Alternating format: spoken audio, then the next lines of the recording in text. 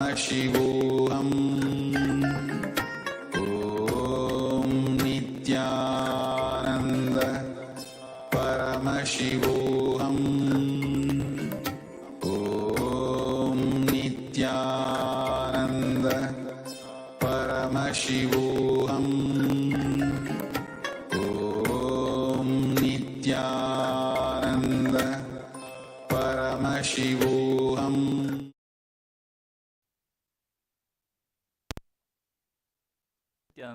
We welcome all the Paramashivoham Level 3 participants to the first session of the day, Nithyananda Yoga. Please get ready for the yoga session. We are going to perform the Dvitiya Vinyasa Krama, the 308 asana sequence. Place your yoga mats down, apply Vibhuti and Kumkum. All the male bodies, please remove your upper cloth and apply the Vibhuti on the 16 places all over your body. Wear your Rudrakshamala, your Abharanam, and prepare your Panchapajam and Udani, 1 cup with a spoon with some water for the ritualistic cleansing. Settle down on the mat, we're going to start the session very soon.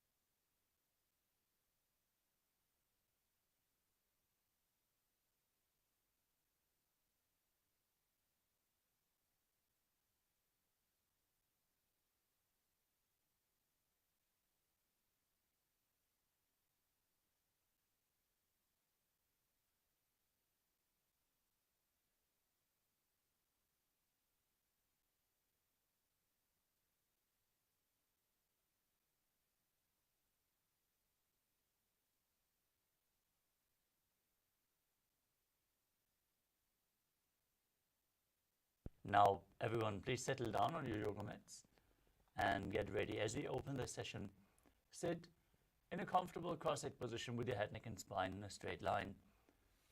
Keep your hands in Namaskara Mudra in front of the heart center. Close your eyes, take a deep breath.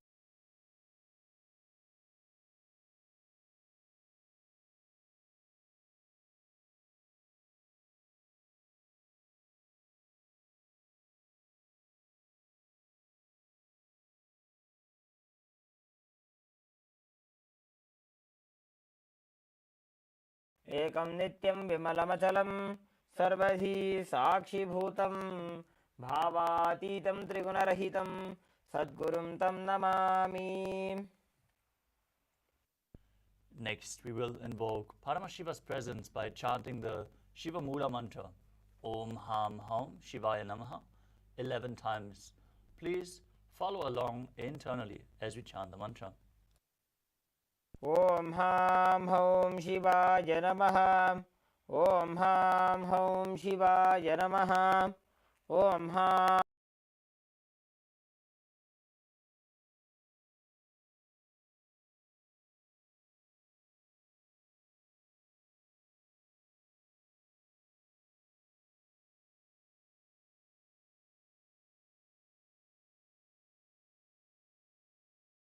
Namaha.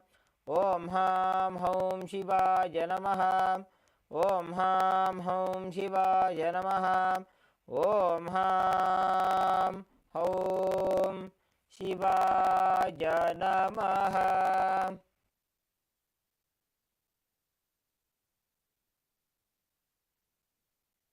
Next, we will perform the Tattvachamanam, the ritualistic cleansing. Now, take your Panchapatram and Udani. Keep your right hand in the Gokarna Mudra, in the shape of a cow's ear, like our acharyas are demonstrating.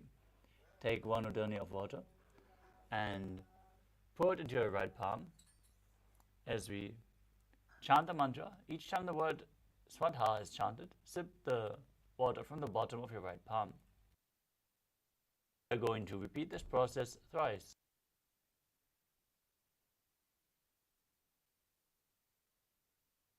Om Atmatattvam Shodhayami Swadha. Om Vidyatattvam Shodhayami Swadha. Om Shivatattvam Shodhayami Swadha.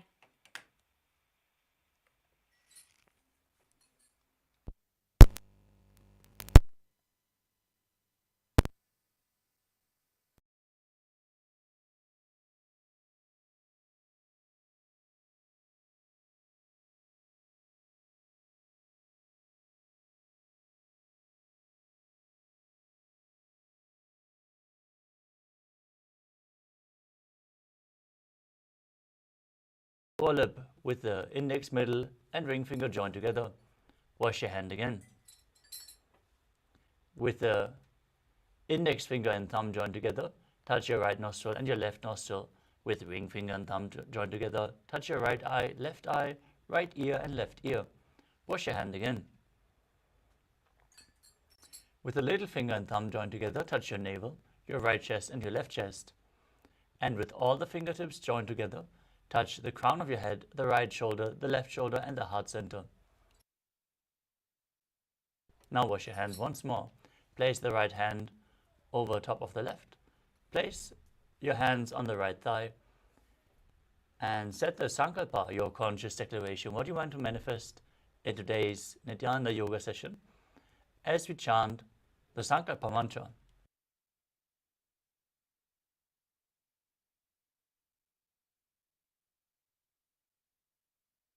Om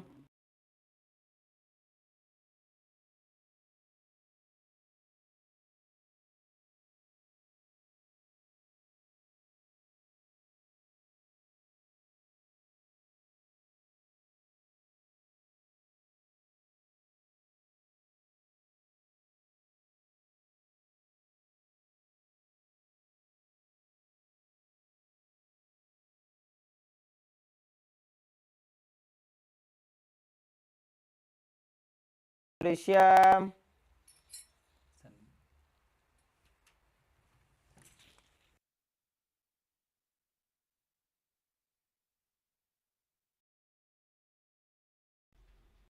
Prepare yourself to hold the intense energy of Paramashivam. Pranayama, the breathing techniques. Cleaning your nadis by infusing intense prana into the system and gaining control over the movement of the energy. Mudra, the energy circuits performed with your fingers, limbs and various other parts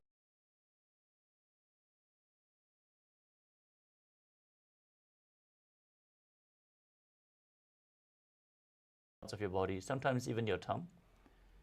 Seal the prana into the system and prevent it from seeping out into the space around you. They activate the non-mechanical parts of the brain and align your intra-organs to Paramashiva. Intra-organs like the third eye, Anahata, and Vak.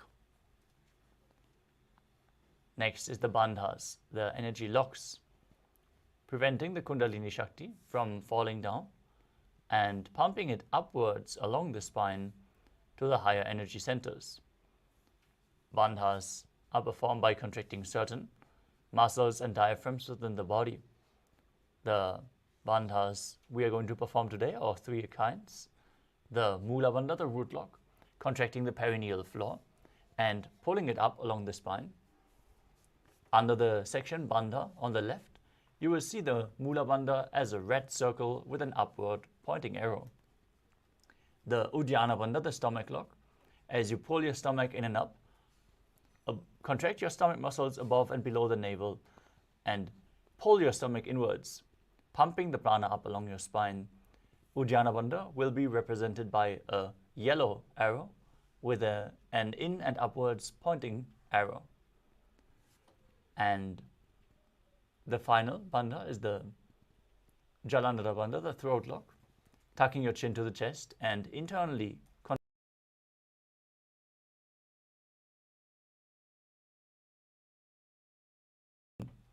flowing down again, represented by a blue circle.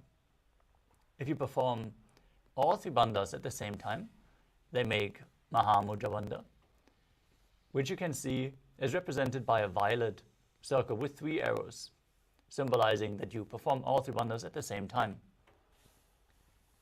Next up is Karna, the sacred dance postures, as preserved in the temples in India, carved in stone, frozen in time. The Karnas, as you move your limbs in synchronicity, lead to an intense awareness in your body and to a subtle breathing that infuses intense prana into your system. The next component is visualization. Hold the visualization of certain gods and goddesses, animals and other living beings to embody the essence of the asana that you are performing. Align your thinking to Paramashiva and activate Mano Shakti, the power of thought. Hold the visualization for the right context of the yoga practice and to experience the asana in a much deeper way. Next up is japa, the internal repetition of mantras. As you continuously visualize the japa rotating around your throat in a circular way like a prayer wheel, you are cleansing your Vishuddhi chakra, your throat chakra, and activating Vak Shakti, the power of speech, as you align your speech to Paramashiva. The external chanting of mantras is performed by our Acharya, chanting the sacred mantras and scripture references for all the asanas, providing you with a high energy space by chanting the words of Mahadeva himself, protecting your aura as it is opening up during the yoga practice. Next up is weightlifting. As you build your body through yoga, hold weights to intensify the yoga practice and awaken the Kundalini Shakti more intensely in certain asanas, which we are going to point out. Bodybuilding is a spiritual practice as per the Supreme Pontiff of Hinduism, so implement weights into your yoga practice. Next up is mandala, the visual representation of gods and goddesses. In the background of our acharyas, you can see we are projecting the Shri Yantra, the representation of all the gods and goddesses. Be aware and gently gaze at it during the yoga practice to mirror the energies from the macrocosmos into your microcosmos. Next up is Abharana, the traditional Rudraksha jewelry. Rudraksha beads function like a spiritual battery, preserving and holding on to more energy than any stone. So keep skin contact to Rudraksha at any given time, holding your body in the high energy space. Aushadha, the sacred alchemy products, infuse prana into your system as you ingest them or apply them on your skin. Products like Vibhuti Kumkum, Jnananjana, or even sandalwood paste as you mix sandalwood powder with water and some turmeric and apply it on your temples. If you have any of the Aushadhas created by the Supreme Founder of Hinduism himself, you can apply them during the yoga practice as well. Finally, we have the Diksha, the Shaktipada, the entanglement, the spiritual connection to the enlightened Guru, and Avatar, which is infusing the intense energy into our system and enabling us to perform even the most complex postures immediately if we surrender to the connection. Now get ready for this ritual of Nithyananda Yoga. We once more request all the male bodies, please remove your upper cloth, as yoga is a ritual, and apply the vibhuti on the 16 places over the body if you have it available. Now please settle down in a comfortable cross-legged position with your head, neck and spine in a straight line. Keep your hands on top of the knees in Bindu Mudra with index fingers and thumbs together. Visualize Lord Shiva in your inner space. Perform the Samana Kumbhaka, inhaling into your stomach and holding your breath as you visualize a flame being kindled in your stomach and rising up your spine. Engage all three bandhas Mahamudra Bandha as you internally chant the japa Soham in Sukhasana. तत्सुखासनमित्युक्तम् अशक्तस्तत्समाचरेत् आसनं विजितं येन जितं तेन जगत्त्रयम्. Next up is Parvatasana. Now bring your legs into Padmasana by placing the feet onto opposite thighs. Hold your hands behind your back. Join your hands together in Anjali Mudra and raise them up above your head. Engage all three bandhas and visualize yourself as Mount KAILÄSA. अथ वक्षे महादेव पर्वतासनमङ्गलं यत्कृत्वा स्थिररूपी स्यात् षट्चक्रादिविलोपनम्. Next up is Halipavasana. Now bring the soles of the feet together in front of your body and hold your hands behind your back in Purusha Mudra as you lean forward and down and place your forehead on the ground behind the heels. Gaze towards your nose, visualize Swamiji in your inner space as you engage all three bandhas. पूर्वविधियाहु मे जानो उभयपगतली सम्पुटठानो. Next up is Nagipavasana. Keeping the soles of the feet together in front of your body. Stretch your arms out, cup your palms and place them on the ground in front of the feet as you bring your forehead down behind the heels. Gaze to the nose as you engage and visualize yourself as a bird. अथान्यदासनं वक्ष्ये येन सिद्धो भवेन्नरः अकस्मात् वायुसञ्चारं कोकिलाख्यासनेन च.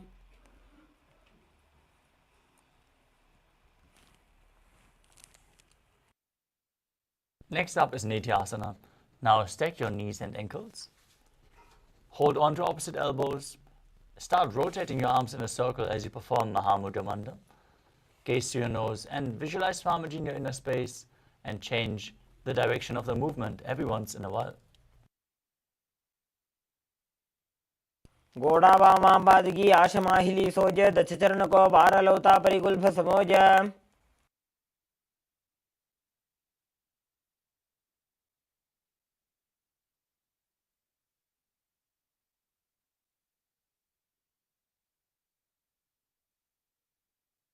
The next asana is Gajasana. Now place your hands flat on the ground, shoulder width apart, and raise your hips up high. Now scoop your head and chest forward and down again and again as you visualize yourself as an elephant. Perform Uddiyana Bandha, the stomach lock, and Mula.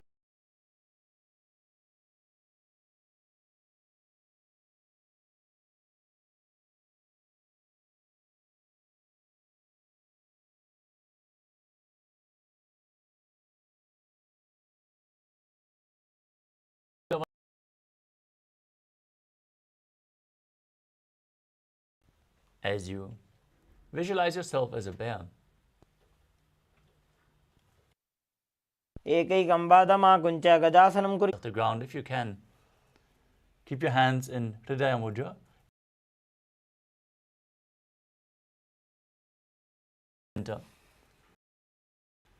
Now visualize Swamiji in your inner space as you perform Uddiyana Bandha and Mula Bandha.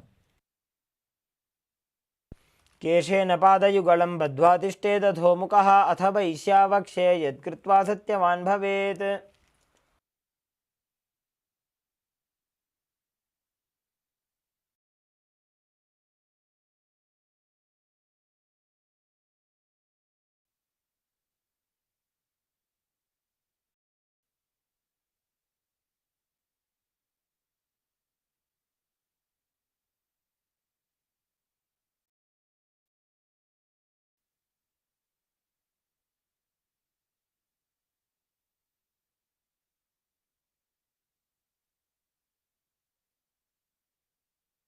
Next up is Urdhva Janukarana.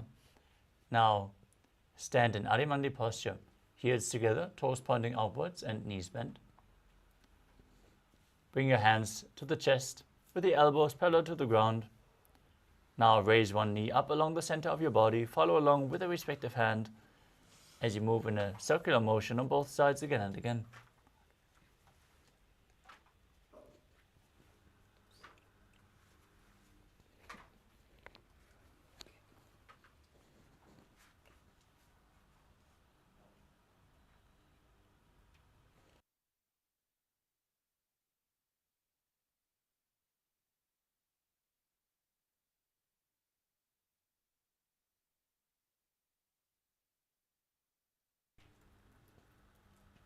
We want to complete with everyone for the technical issues.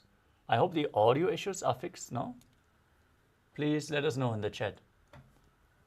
The next asana is Balalingasana.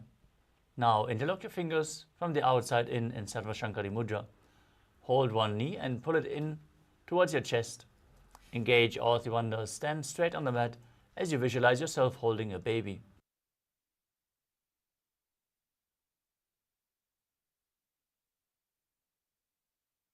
एकं जानूरसि आलिङ्ग्य स्थातव्यं बाललिङ्गनं भवति. The next asana is Paramashivoham. Now take the foot and pull it behind towards your buttocks.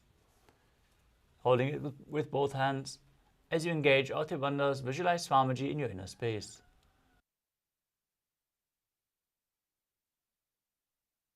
स्थित्वैकस्मिन् पादतले कराभ्यां वेष्टयेत्तनुम्.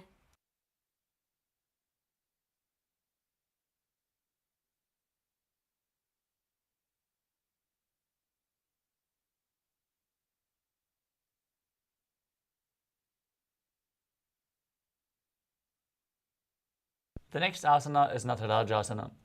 Now hold the sole of the foot from the inside and extend the leg back and up. Lean forward and down, extend the front arm with the hand in Bindu Mudra. Index and middle finger joined together. Now visualize yourself as Lord Nataraja as you perform the Mula Bandha. उत्तानपादं क्रौञ्चं च मरीचिं वीरभद्रकं नटराजं त्रिकोणं च सुप्ताङ्गुष्ठप्रसारणे. Now stand on the other leg. Pull the other knee in towards your chest. Engage your bandhas and visualize yourself holding a baby in Balalingasana on the other side. एकं जानूरसि आलिङ्ग्य स्थातव्यं बाललिङ्गनं भवति. Now repeat Paramashivoham. On the other side, pull the other foot in towards your buttocks and visualize Swamiji in your inner space. स्थित्वैकस्मिन् पादतले कराभ्यां वेष्टयेत्तनुं पृष्ठे संस्थाप्य यत्नेन पादपीडनमासनम्. Next up is Natarajasana. On the other side, hold the sole of the foot, kick it back and up while leaning forward, with the opposite hand extended in Bindu Mudra, visualizing yourself performing the cosmic dance as Lord Nataraja. उत्तानपादं क्रौञ्चं च मरीचिं वीरभद्रकं नटराजं त्रिकोणं च सुप्ताङ्गुष्ठप्रसारणे. Next up is Ardha Chidakarana. From Adimandi posture, heels touching, toes pointing outwards and knees bent. Step the right foot behind the left. Bring the left hand to the chest and swing the right arm back and forth like a pendulum. Gracefully move your fingers one by one. As you place the right hand over your nose and cross your ankles, step the left foot behind and repeat the movement on the other side.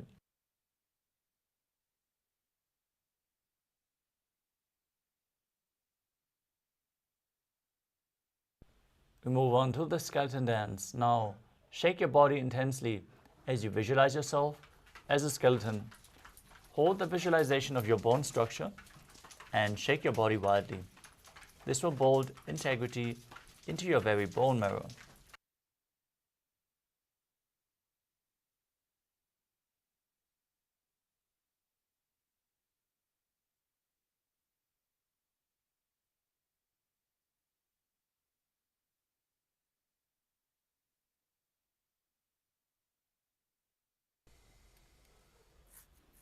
Please let us know if the video issues are fixed now as well. Thank you for your patience.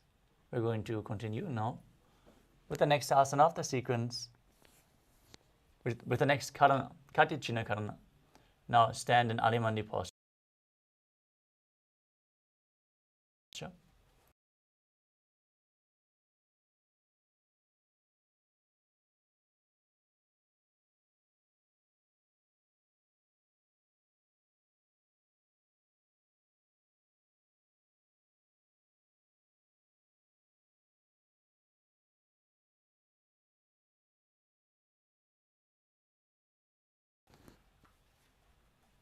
And cross your arms above your head with the palms facing backwards. Now turn your hips to one side, open up your arms above your head, cross the arms back, return to the center, and repeat the movement on both sides again and again.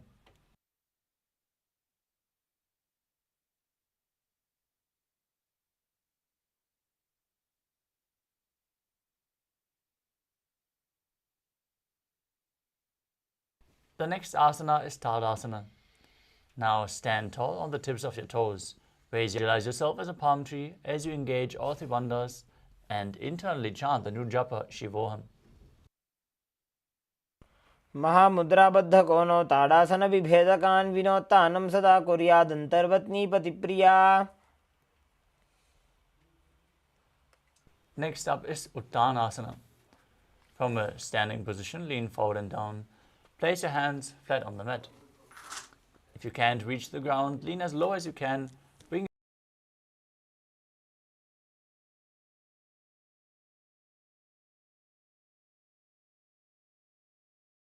आसन विभेदकान् विनोत्तानं सदा कुर्यादन्तर्वत्नी पतिप्रिया. Now place your hands flat on the ground, shoulder width apart, and step your feet.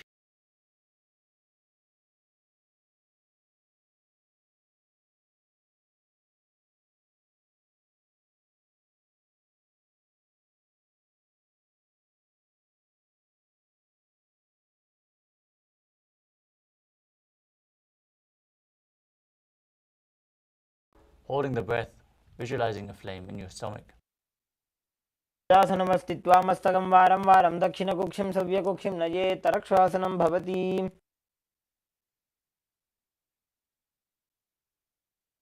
Now lower your body down onto your stomach, keep your hands by the side of your chest, and raise your head up using the strength of your lower back. Don't push yourself up. Lift yourself up by the strength of your back. Perform the Bhujangani Mudra.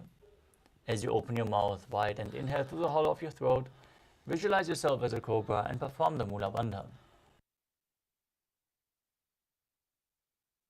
अंगुष्ठनाभिपर्यन्तम् अधो भूमौ विनिन्यसेत् कराभ्यां च धरां धृत्वा ऊर्ध्वशीर्षफणीवहि.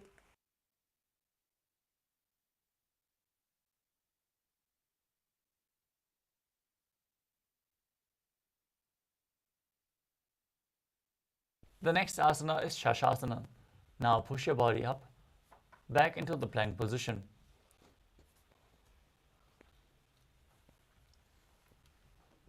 Alternate, bringing one knee in towards your chest back and forth. As you visualize Swamiji in your inner space, breathe calmly through your nose in Sahajra Kumbhaka, leading the prana along your spine, keeping control of your breath independently from your body movements. Be in control of your breath in Sahajra Kumbhaka as you perform the Mula Bandha.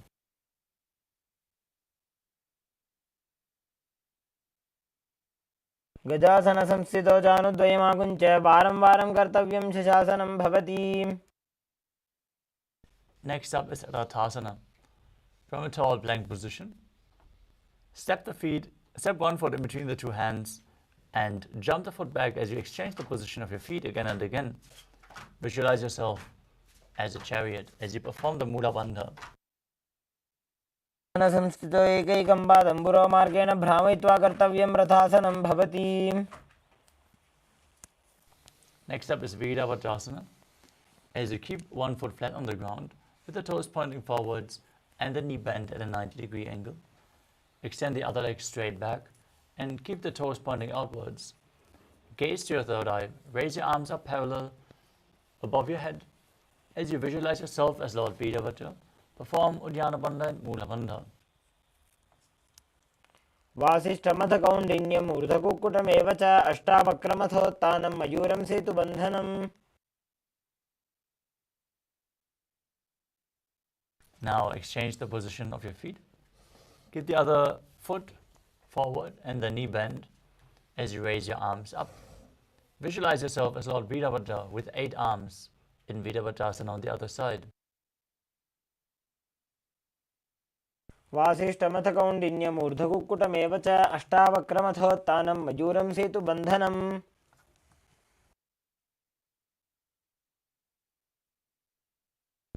Next up is Vrikshasana. Now raise one foot up towards the inner opposite thigh. Join your hands in Anjali Mudra and raise them up above your head. Engage Uddiyana Bandha and Mula Bandha, stomach and root log, as you visualize yourself as a tree. वामोरुमूलदेशे च याम्यं पादं निधायतो तिष्ठेत् वृक्षवद्भूमौ वृक्षासनमिदं विदुः.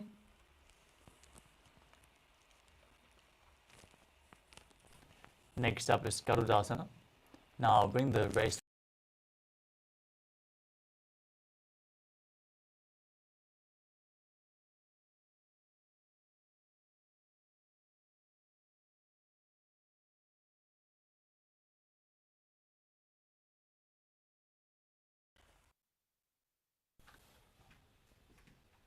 Now raise the other foot up towards the inner opposite thigh.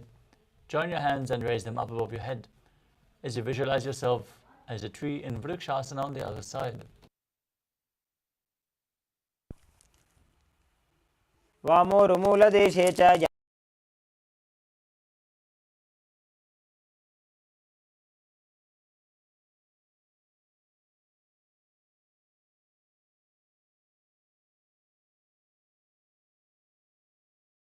And visualize yourself as Lord Garuda with big wings on your back. गरुडासनमावक्षे येन ध्यानं स्थिरं भवेत् सर्वदोषाद् विनिर्मुक्तो भवतीह महाबली. Next up is Trikonasana. As you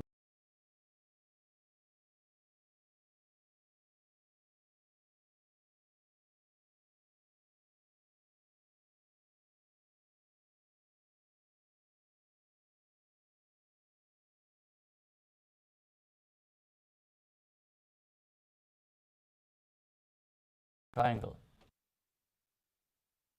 उत्तानपादं क्रौञ्चं च मरीचिं वीरभद्रकं नटराजं त्रिकोणं च सुप्ताङ्गुष्ठप्रसारणे.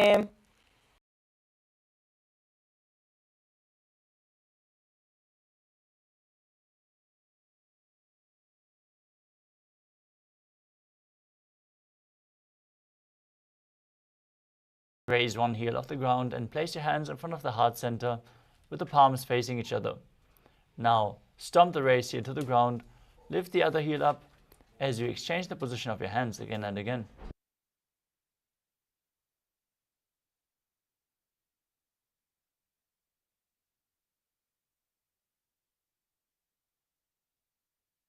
The next asana is Angushtasana. Now lower your body down onto the tips of your toes with the heels raised off the ground.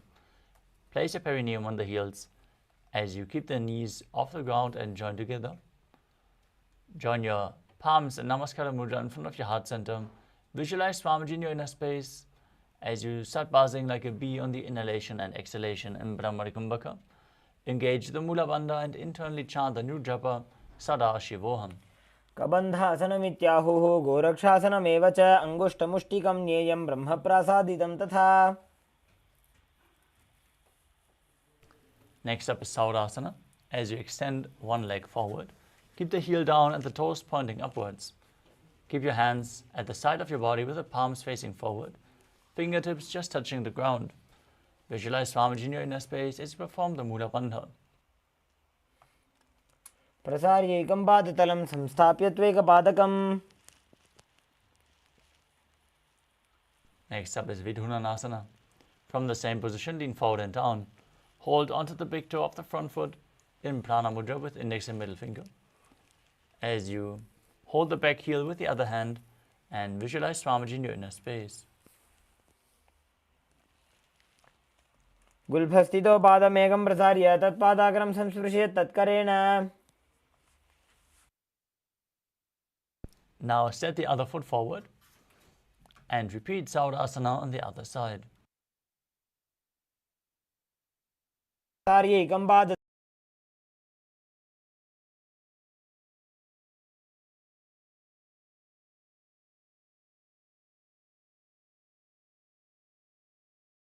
forward and down. Hold on to the front foot.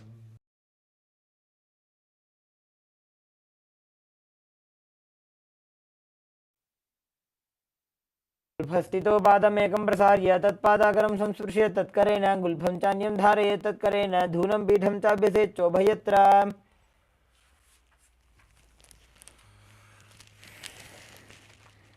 Next up is Brahma Kushasana.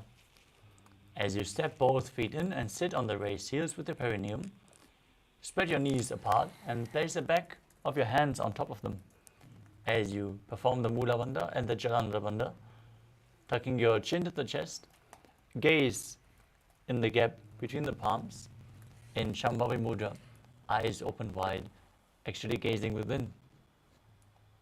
Visualize Swamiji in your inner space and keep breathing in Brahmani Kumbhaka. दो फणा पानी होय वैसे एड़ी दो गोदानी वैसे कोरपक तलियां की माहिली आयस माहेरा शेमिली. Next up is KAILÄSA. Now, place your knees on the ground, keep them wide apart. As you sit down on raised heels with the toes tucked, keep your hands on the knees. Gaze to your nose and visualize yourself as Sage Kapila Muni as you perform Uddiyana Bandha and Mula Bandha. उभय पगतली समठारावे तिनकी माहिली core मिलावे.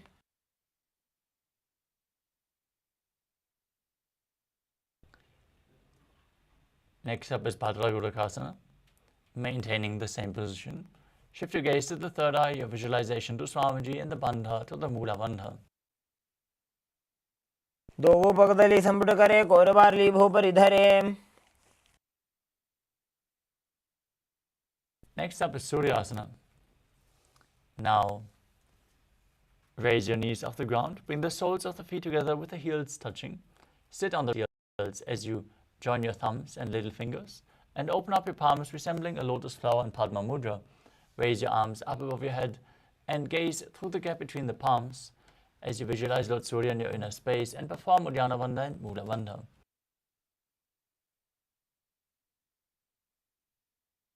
एड़ी दो गुदा तरियाने फना पानी बैठक पुनिठाने.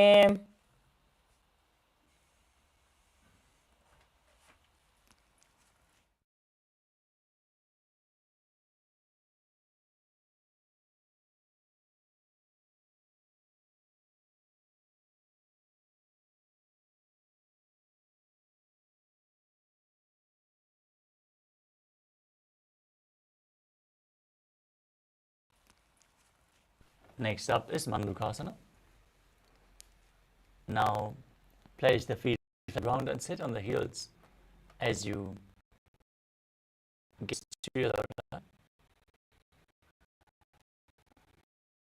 Keep your in Anki Mudra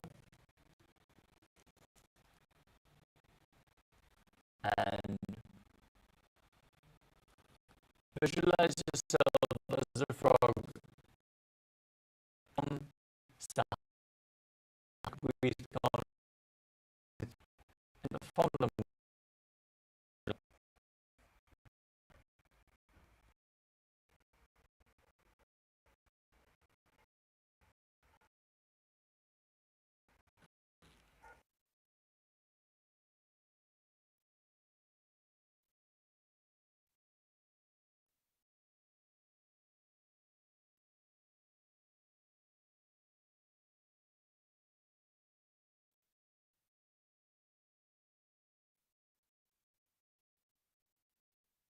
pressed against the palate of the mouth in Manduki Mudra. Gaze to your third eye, visualize yourself as a frog. Breathe through your nose in Sahaja Kumbhaka and perform the Mula Bandha as you internally chant the japa Sadashivoham.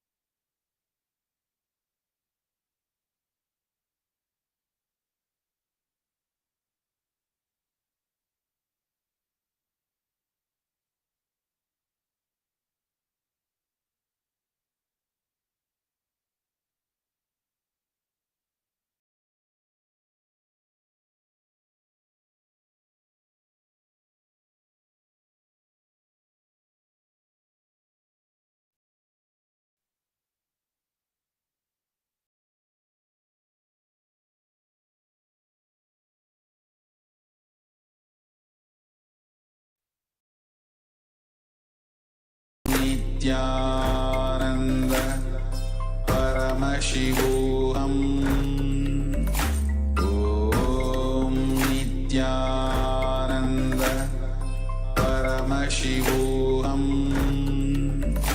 Om Nithyananda Paramashivoham Om Nithyananda Paramashivoham Om Nithyananda Paramashivoham Om Nithyananda Paramashivoham Om Nithyananda Paramashivoham Om Nithyananda Paramashivoham Om Nithyananda Paramashivoham.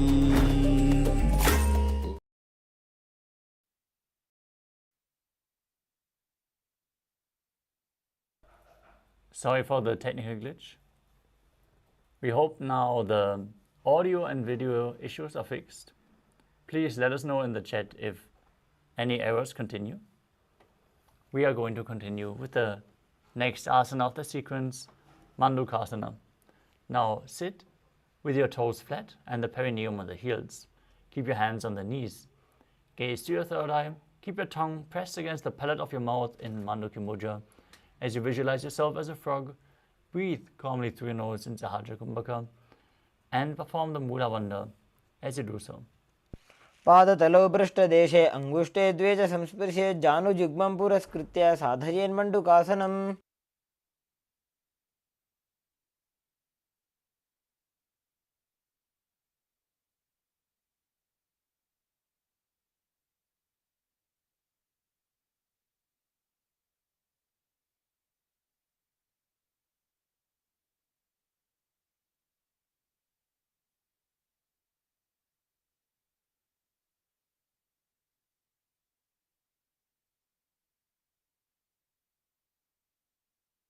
Next up is Uttana Mandukasana. As you bring your hands behind your back, sitting in the same position, hold on to opposite shoulders with your hands. Keep visualizing yourself as a frog, tongue up against the palate of the mouth in Mandukya Mudra, and gaze to your third eye as you perform Uddiyana Bandha and Mula Bandha.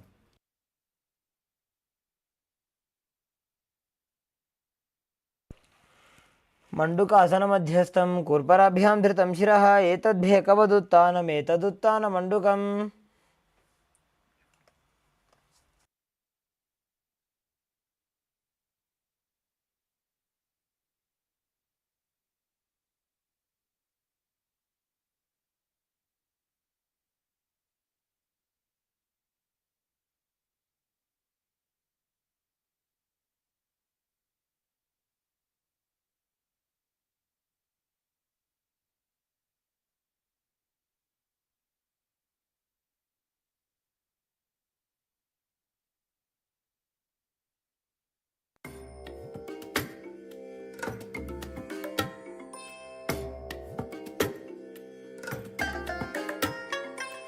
I bless you all. Let you all open all your three eyes and manifest the powers of Mahasadashiva. Om Nithyananda Paramashivoham Om Nithyananda Paramashivoham Om Nithyananda Paramashivoham Om Nithyananda Paramashivoham Om Nithyananda Paramashivoham Om Nithyananda Paramashivoham Nithyananda Paramashivoham Om Nithyananda Paramashivoham Om Nithyananda Paramashivoham Om Nithyananda Paramashivoham Om Nithyananda Paramashivoham Om Nithyananda Paramashivoham Om Nithyananda Paramashivoham Om Nithyananda Paramashivoham Om Nithyananda Paramashivoham Om Nithyananda Paramashivoham Om Nithyananda Paramashivoham Om Nithyananda Paramashivoham Om Nithyananda Paramashivoham Om Nithyananda Paramashivoham Om Nithyananda Paramashivoham Om Nithyananda Paramashivoham Om Nithyananda Paramashivoham Om Nithyananda Paramashivoham Om Nithyananda Paramashivoham Om Nithyananda. We want to once more complete for all the delay that is happening due to the technical difficulties. I hope we are now audible and the video is running smoothly as we continue with the next asana of the sequence, Uttana Mandukasana. Now sit with the top of your feet flat on the ground, the knees spread wide on top of your heels. Bring your hands behind your back and hold on to opposite shoulders. Gaze to your third eye, visualize yourself as a frog and press your tongue up against the palate of your mouth in Manduki Mudra, catching the nectar of immortality dripping from your Sahasrara chakra with your frog tongue. Breathe calmly through your nose in Sahadra Kumbhaka and engage Uddiyana Bandha and Mula Bandha. Mandukasana madhyastham gurparabhyam dhritam shiraha. Next up is Simhasana. Now cross your ankles and sit on your feet. As you place your hands on the knees, gaze to your nose, stretch your tongue out, exhale forcefully again and again while visualizing yourself as a lion. Dakshinam savyagulphena dakshinena tatetaram. Next up is Padasana. As you bring your feet behind your back, sit on the heels with the toes pointing backwards. Hold onto the big toes in Prana Mudra as you cross your arms behind your back. Gaze to the nose and visualize Swamiji in your inner space as you return to buzzing like a bee in Brahmari Kumbhaka, performing Jalandhara Bandha and Mula Bandha. Interlock your fingers behind your back. Gaze to the nose and visualize yourself as a crow. प्रथमे वेसको उकड़ठाने दो हाथ पगम बीच आने. Next up is Kani Pavasana. As you place your palms on the floor, shoulder width apart, bring your knees onto the back of your arms towards your armpits. Lean forward and down as you raise your feet off the mat and visualize Swamiji in your inner space. आसन को गुण आशीर्षिता होई तो आछी होई.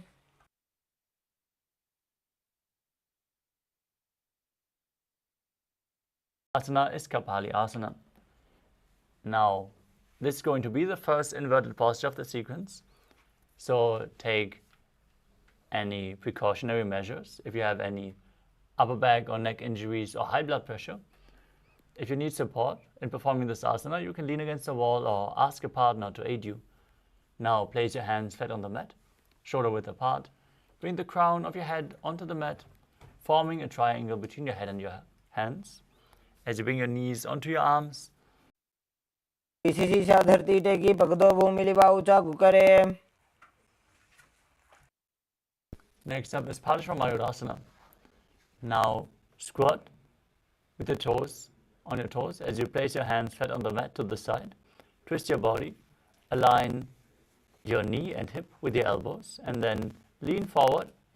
Find balance and lift your body off the mat as you extend your legs. कुर्यान् मायूरं दण्डनामकं कुर्यान् मायूरं पार्श्वाभ्यां मायूरपार्श्वनामकम्.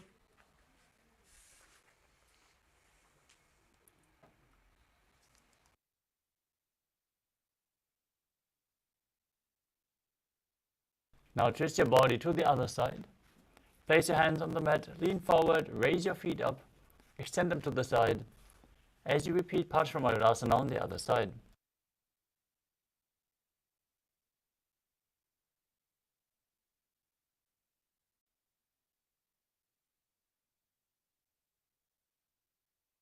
The next asana is Bhairaganathasana. From Tadakshvasana, the plank position, step one foot outside the shoulder in between the two hands. Gaze up towards your third eye. Visualize yourself as Lord Kala Bhairava, the Lord of Time. As you perform the Mula Bandha, push your hips forward and breathe in Rechaka Kumbhaka hands. As you gaze to your third eye and visualize yourself as Lord Kala Bhairava in Bhairaganathasana on the other side.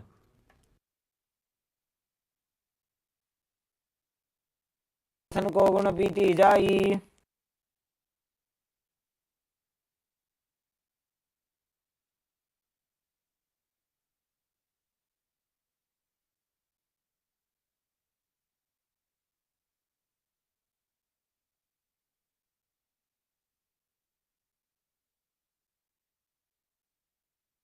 Next up is Unmukha. भून्यस्तौ जानुनी हस्तौ चतुष्पदमवाङ्मुखम्.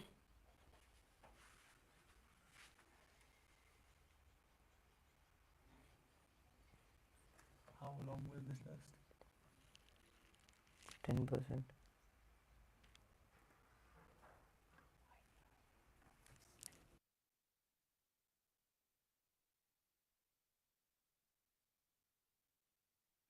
Next up is Vashishthasana.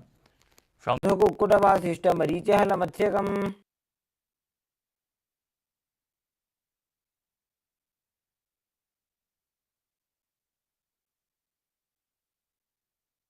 now rotate your body to the other side and repeat Vashishthasana.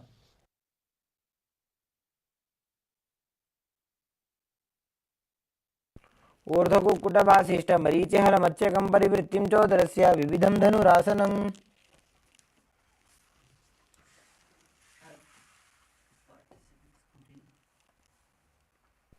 Next up is Anjani Asana. Now sit with your legs extended forward, hands underneath the buttocks with the palms facing up. Gaze to your nose as you visualize yourself as Lord Hanuman and perform Jalandhara Bandha and Mula Bandha.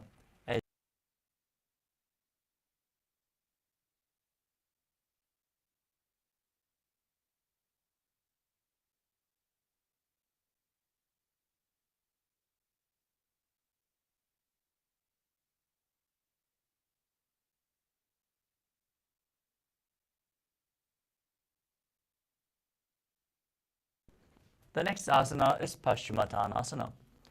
With the legs extended forward, lean forward and down from your Janu Parilalatanto Paschimam Tanamujyate. Next up is Ugrasana. With the legs forward, interlock your fingers behind your head in Parashamudra. Then lean forward and down, bring your head towards the knees. As you visualize Kali in your inner space, engage all three bandhas.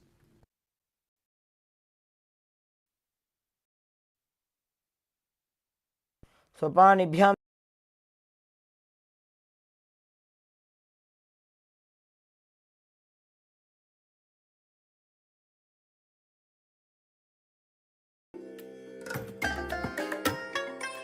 I bless you all. Let you all open all your three eyes and manifest the powers of Mahasadashiva. Om Nithyananda Ananda Paramashivoham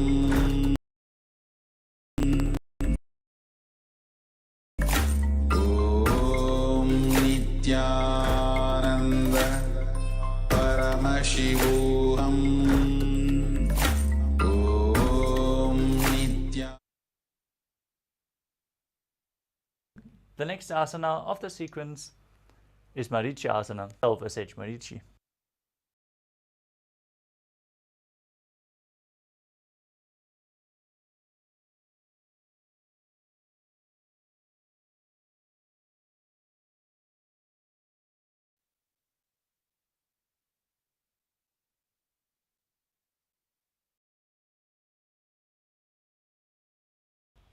Gaze to your nose. Exhale fully. Visualize Swamiji and perform Mahamudra Bandha, all three bandhas in Mahamudrasana. Just behind your back.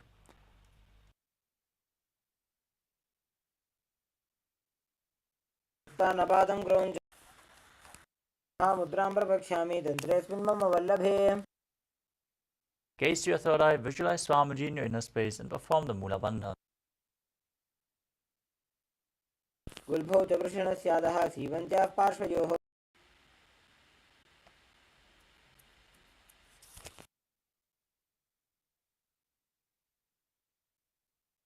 Next Lingudare. Next up is Midaki Pavasana. Extend your feet out. Keep the heels together. Asana. As you keep the toes together and the heels apart, bring your arms below the shins with the palms facing up. Bring your chin on the ground in front of the feet with your toes touching your throat as you visualize Otsuri on your inner space.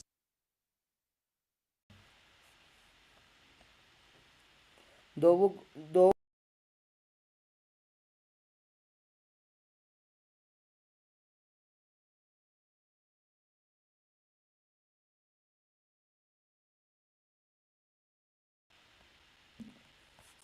पका की एड़ी धरती मगिवा मेढ लगावे. Next up is Bhairavasana. Keeping the soles of the feet together.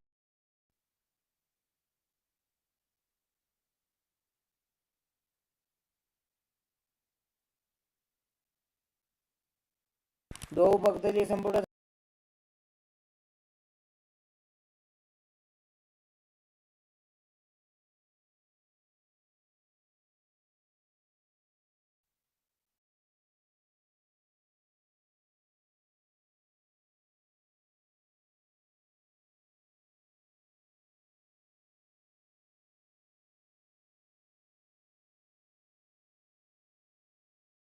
Forward and up. Keep your hands at the side.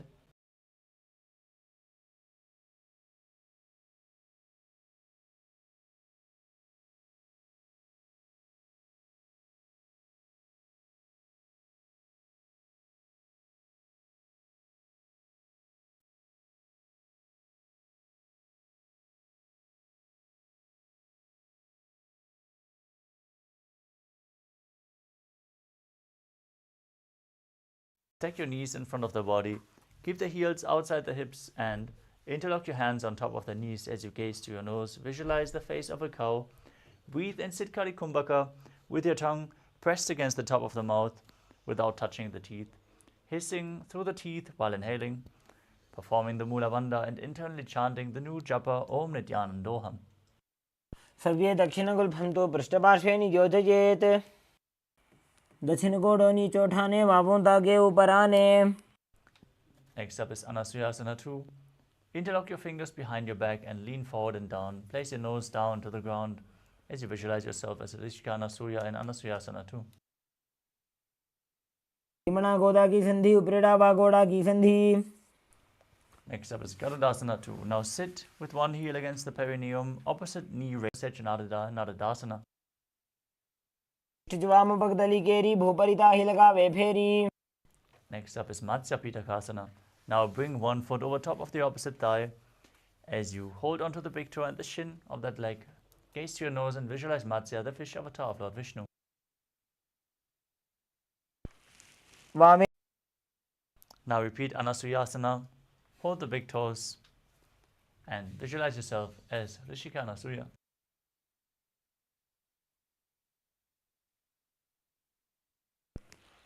दक्षिण कोण नीचे उठाने बाहों तागे ऊपर आने. Repeat Anasuyasana 2 by interlocking your fingers behind your back, leaning forward and down, and visualizing yourself as Rishikana Surya. जीमना गोदा की संधि उप्रेड़ा वागोड़ा की संधि. Now place the other perineum against the heel. Now repeat Nadadasana on the other side. Raise your perineum on the heel, interlock your fingers behind your neck, twist your elbows outside the knee. Chijvama bhagdali keri bhoparita hilagave pheri. Now repeat Matsya Pitakasana. Place the other foot on the opposite thigh. Hold onto the shin and the big toe. वामेन वामांगुष्ठं तु गृहीतं मत्स्यपीठकम्. The next asana is Matsyendrasana. Extend your legs forward. Place one foot on the opposite thigh.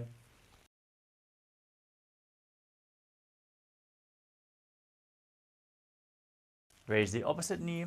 Twist your opposite elbow outside of the raised knee as you place the raised hand by the neck, the other hand on the ground behind you. Gaze to your third eye. Visualize Sage Matsyendranath. उदरं पश्चिमाभासं कृत्वा तिष्ठति यत्नतः. Now extend the front arm to the foot. Place the other hand on your ear. Gaze to your third eye and visualize yourself as a camel in Kubhasana.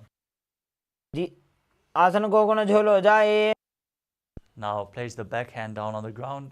Twist your body even further. Gaze to your third eye. Visualize Matsyendranath, the master of Hatha Yoga, in Matsyendrasana 2. मत्स्येन्द्रपीडं जठर प्रदीप्तिं प्रचण्डरुक्मण्डलखण्डनास्त्रम्. Now extend both legs forward. Place the other foot on the opposite thigh.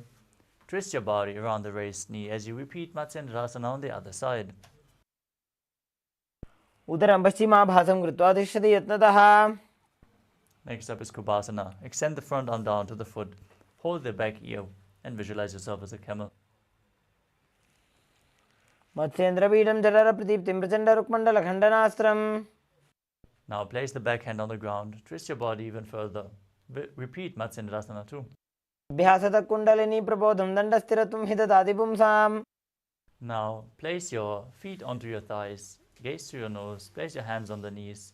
Engage all the bandhas as you visualize yourself as Lord Shiva and internally chant Om Nithyananda Mahasadaशिवोहम in Padmasana. As you breathe in, Siddhali Kumbhaka, hissing through the teeth with your tongue pressed against the back of the teeth.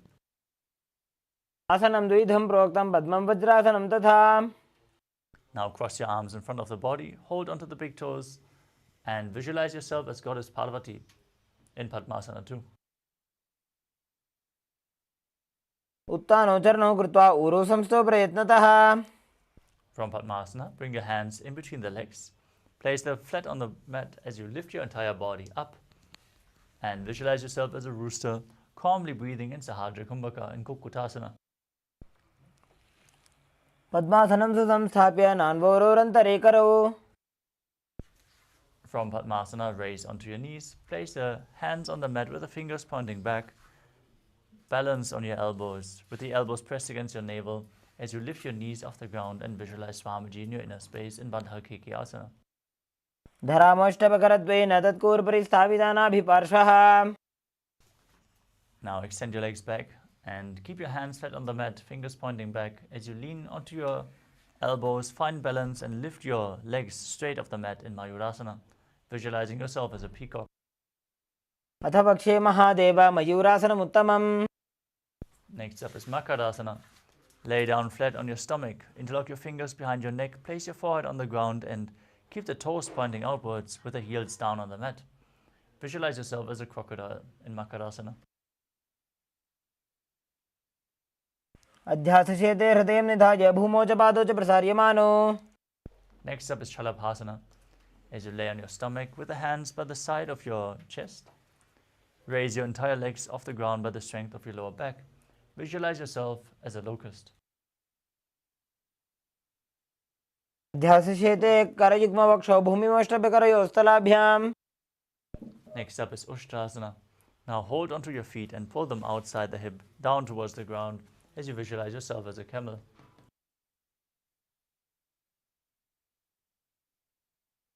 अध्यासशेते पदयुग्मव्यस्तं पृष्ठे निधाय बिधृतं कराभ्याम्.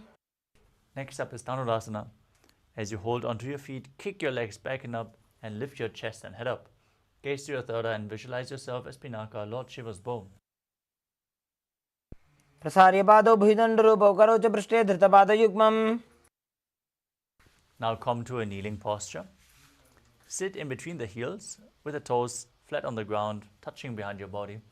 Gaze to your third eye, keep your hands on the knees and visualize Swamiji as you internally chant the new japa Om Nithyananda Paramashivoham in Bhagasana.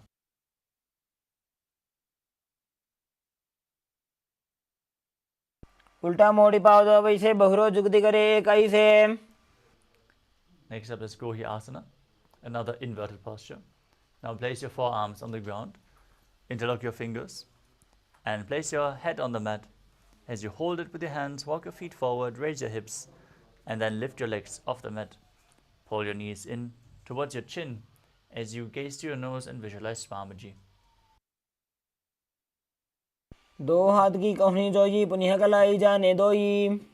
Now extend your legs up straight into Shirshasana in a headstand posture.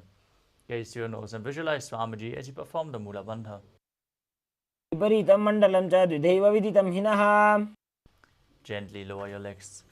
Come to a seated posture and get ready for a sequence of rapid exhalations in Bhastrika Kumbhaka. As you keep exhaling from your abdomen, don't inhale. Let the air flow naturally. Now keep your hands at your calves, raise your legs up straight, and then bring your head towards the knee as you keep the legs vertical as much as possible. Keep rapidly exhaling throughout the next few asanas as you visualize Swamiji in Pori Asana. दो हाथ पग बाहर आने घोड़ा तरे का घसीट ठाने. Now keep your legs extended up and hold your hands behind your back as you gaze to your third eye and visualize yourself as a mace in Bhagavan. उत्तानशयनं कृत्वा पादौ मिलित्वा प्रसार्य. Now extend your arms forward. Keep the legs up as you gaze to your third eye and visualize yourself as a boat in Naukasana. उत्तानशयनं कुर्पराभ्यां भूमिमुष्टभ्य. Now keep the soles of the feet together, scoop the hands below and pull them against your chest. As you gaze to your nose, visualize yourself as Lord Rudra in Rudrasana. पगतली संपूट करी हाथस्य पग उचाजी. Next up is Unmukha Pitasana 2. As you lay on your back with the feet flat, knees raised, keep your palms just behind your heels. Facing down, push your hips up, contract the perineal floor, and tuck your chin to the chest in Jalandhara Bandha. As you perform Murcha Kumbhaka, exhaling through the locked throat lock, pushing the prana upwards forcefully in a controlled manner, leading to a state of swooning in the yogi. Gaze to your nose and visualize Swamiji in Unmukha Pitasana 2. ऊर्ध्वे च जानुनी कृत्वा शवित्वोर्ध्वमुखं तथा. Now lay down flat. Relax completely from any external or internal movements. Keep your palms facing up next to your hips as you forcefully pull the Kundalini Shakti up along your spine and Shakti Chalan Mudra from Muladhara to Sahasrara Chakra.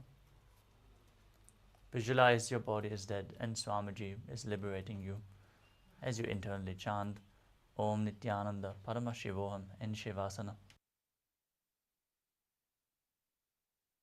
उत्तानं शववद्भूमौ शयनं तु शवासनं शवासनं श्रान्तिहरं चित्तविश्रान्तिकारकम्.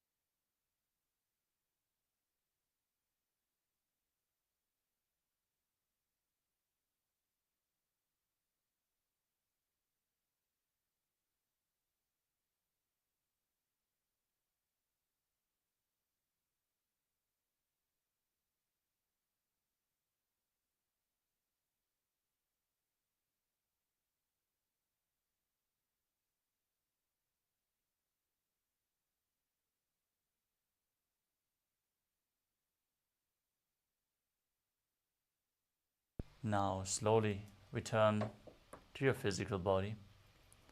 Start to wiggle your fingers and toes, your wrists and your ankles, your elbows and your knees. Pull your knees towards your chest, rock your body from side to side, and slowly sit back up in a comfortable seated position. Congratulations, you completed the first 108 asanas of the sequence, the Pratama Vinyasa Krama. Let us now continue with the next asana of the sequence, Yathasana Ishtasana. Now sit in a posture that brings ease to your physical and mental space. Any posture is fine, as long as you place your hands on top of the knees in Bindu Mudra with index and thumbs together. Visualize Swamiji in your inner space. Breathe in Samana Kumbhaka, fill your stomach with prana and visualize the flame rising up your spine.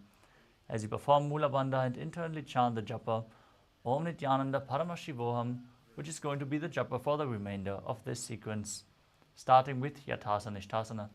पर्यङ्कं तत्समाख्यातं यतसंस्थं यथा स्थितिः. Next up is Samasana. Now sit in a cross-legged position with your hands on the knees. As you visualize Swamiji, inhale deeply, hold your breath, and then exhale deeply again and again. इदानीं गर्भिणीनां योगाभ्यासो यथा लघु. Now place the left heel against the perineum and the right foot on top of the left. Keep your hands flat on the knees as you gaze to your nose and visualize yourself as a sage liberated by the Supreme Pontiff of Hinduism. इत्यसीविनीं सूक्ष्मां दक्षिणेतरगुल्भतः. Next up is Siddhasana. From the same position, switch your gaze to the third eye and visualize Swamiji in your inner space. स्थानोत्संयमितेन्द्रियो चलदृशः पश्यन् भ्रुवरन्तरं चैतन्मोक्षकपातभेदजनकं सिद्धासनं प्रोच्यते. Next up is Siddhyasana. From Siddhasana, shift your gaze to the ground in front of you. Maintain the same position and visualize Swamiji in your inner space as you engage all three bandhas, Mahamudra Bandha. वामपादके इडीजानो श्रीवनिमदितासकोठानो. Next up is Rudrasana 2. Maintain the same sitting posture, rotate your hands on the knees back into Bindu Mudra. Shift your gaze to the third eye and visualize yourself as Lord Rudra. वामचरण परिदक्षिण राखे एकजुगति ऐसे विधि राखे. Next up is Santadunasana.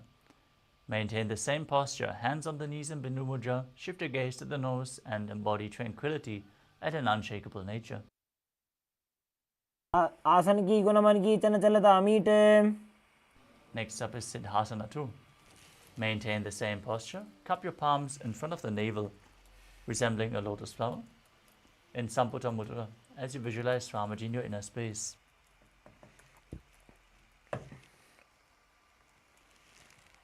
ऋजुकाय समासीना सिद्धासनमुदीरितम्. Next up is Bandha Yoni Asana. Now maintain your feet in the same position and set the sankalpa to manifest through the womb of creation As we enter Shanmukhi Mudra, inhale all the way. Close your mouth with little and ring fingers. Your nostrils with the middle fingers. Your eyes with the index fingers and your ears with the thumbs. यत्र मध्ये महादेव बन्धयोन्यासने शृणु. Next up is Virasana. Now place one foot onto the opposite thigh and one foot under the opposite thigh. As you keep your hands on the knees in Bindu Mudra, embody the state and space of bravery. एकं पादमथैकस्मिन् विन्यस्योरुणि संस्थितः. Next up is Valmikasana. Keep your body in the same position. Shift your gaze to the third eye and visualize Sage Valmiki, the great poet and author of Ramayana. डाबा पगी बगदली पुनियेड़ी है जोजा. Next up is Joni Mudrasana. Now maintain your feet in the same position. Rotate your hands. Keep them flat on your knees. Gaze to your nose as you visualize Yoni Mandala, the visual representation of Devi Paramashiva Shakti. वामपाद की बगदली जाहि माहिली core. Next up is Yoni Asana. Maintain the same position. Even your hands in the same position. Move your gaze to your third eye and visualize Yoni Mandala. वामपाद की बगदली जाहि माहिली core.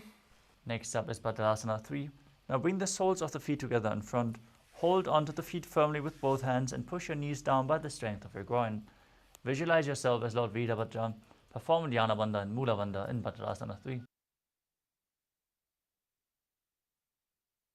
गुल्फौ च वृषणस्य अधः सीवन्त्याः पार्श्वयोः क्षिपेत्. Next up is Aghodasana. As you keep the soles of the feet together, heels against your perineum, press your tongue up towards the third eye, against the palate of the mouth, or if you can get it higher through the nasal tract, push it all the way up as you place your right hand over your mouth. Close your left nostril with the index finger. Inhale through the right nostril. Close both nostrils, hold your breath. Exhale through the left nostril and repeat on the other side in Abhyantara Kumbhaka as you gaze to your third eye and visualize yourself as an Aghori in Aghodasana. पूर्व को हो भिश्रिका जोगी वाही विधि जोगी जैसो जी. Next up is Kanali Pavasana. As you bring the feet together in front, with the toes together and the heels apart, place your elbows on your heels. Lean forward, rest your chins on your hands as you perform Uddiyana Bandha and Mula Bandha. Gaze to your nose, exhale fully, hold your breath in Arijaka Kumbhaka and visualize yourself as a female elephant drinking water. ग्वाली पाव आसन कख्यो है जैसे Yahoo में जाने विधि तैसे. Next up is Padasana. As you sit with the knees raised, bring your arms between the thighs and calves. Interlock your fingers in front of the shins as you gaze to your nose and visualize Swamiji in your inner space. ध्वम्रेचयेद् वायुं मृदुनिश्वास संयुतम्.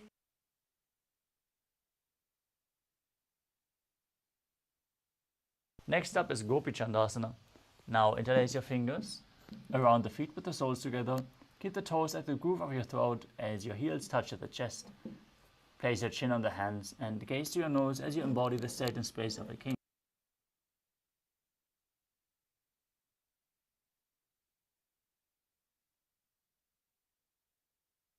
Next up is Uddarasana. As you sit with the soles of the feet together, scoop your hands below the feet and hold the feet from the top with the fingers interlocked. Place your chin on the soles of the feet as you gaze to your nose and visualize your body free from any defects in Uddarasana. उपकदले संपुटटाने उभयहस्तकरी उरदहिताने. Now raise your feet up higher in front of your face from the same position. Keep your interlocked fingers in front of the forehead. Visualize yourself excelling in everything in Vishishtasana. दो उपकदली जोड़ी संपुट कर.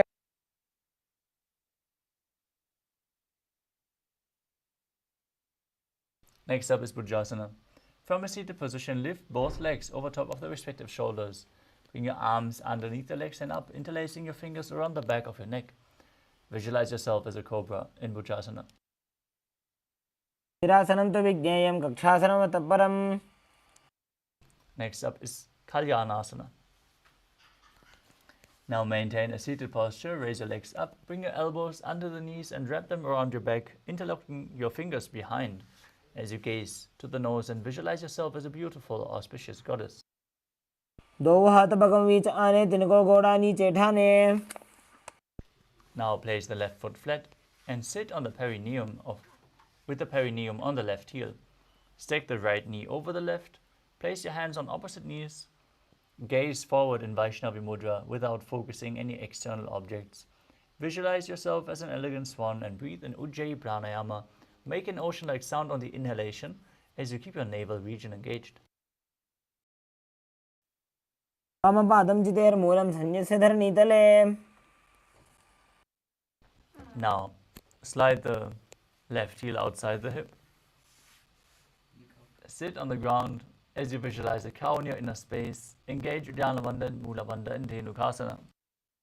शागीनगर पंचडं वृषीलिन्दकल्यम्नि.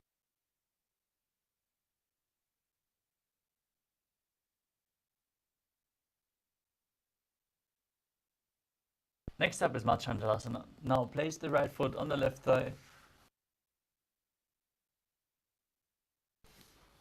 and the left foot on the right knee. Bring the left hand behind your back, reach for the opposite thigh. As you place your hands on opposite thighs, twist your spine, gaze to your third eye and visualize Swamiji in your inner space. वामजङ्गपरिदक्षिणटाने वामहस्तवेष्टेति स आने. Untwist your spine, hold onto the big toes in Prana Mudra.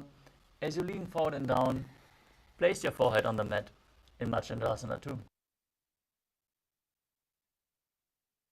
तमजीमणो चरणजोजी वामजङ्गपरिराखे sooji.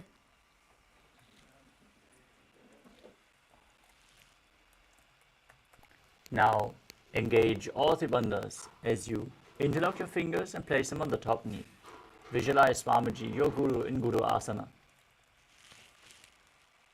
ऊर्मूले इतरपादस्य कनिष्ठिका प्रदेशगुल्भं संस्थाप्य. Next up is Sankatasana. Now sit on the right foot with the foot flat and stack the left knee over top, hands on opposite knees, visualizing yourself as an elegant swan, making an ocean-like sound with your mouth in Ujjayi Pranayama. वामपादं चितेर्मूलं सन्यस्य धरणीतले. Now slide the right heel outside the hip, sit on the ground, hands on the top knee, visualizing a cow in your inner space in Dhenukasana. अनुषागीनगर पंचडं वृषीलिन्दकल्यम्नि.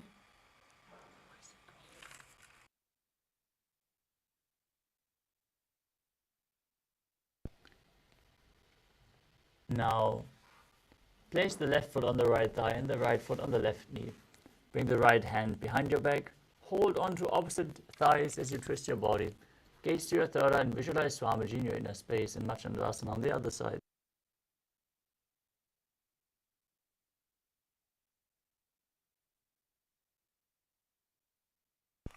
वामजङ्गपरिदक्षिणटाने वामहस्तवेष्टेति स आने.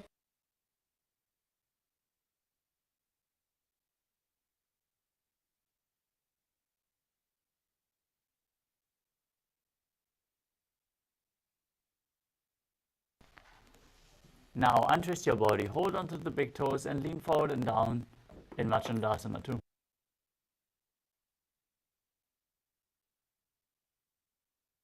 प्रथमजीमणो चरणजोजी वामजङ्गपरिराखे sooji. Now interlock your fingers, place them on the top knee. Engage all three bandhas as you visualize your Guru in Guru Asana. ऊर्मूले इतरपादस्य कनिष्ठिका प्रदेशगुल्भं संस्थाप्य. Next up is Parshasana. As you place your feet flat on the ground, knees raised, hold onto the knees with opposite hands and pull them in towards your chest. Gaze to your third eye as you visualize Swamiji in your inner space.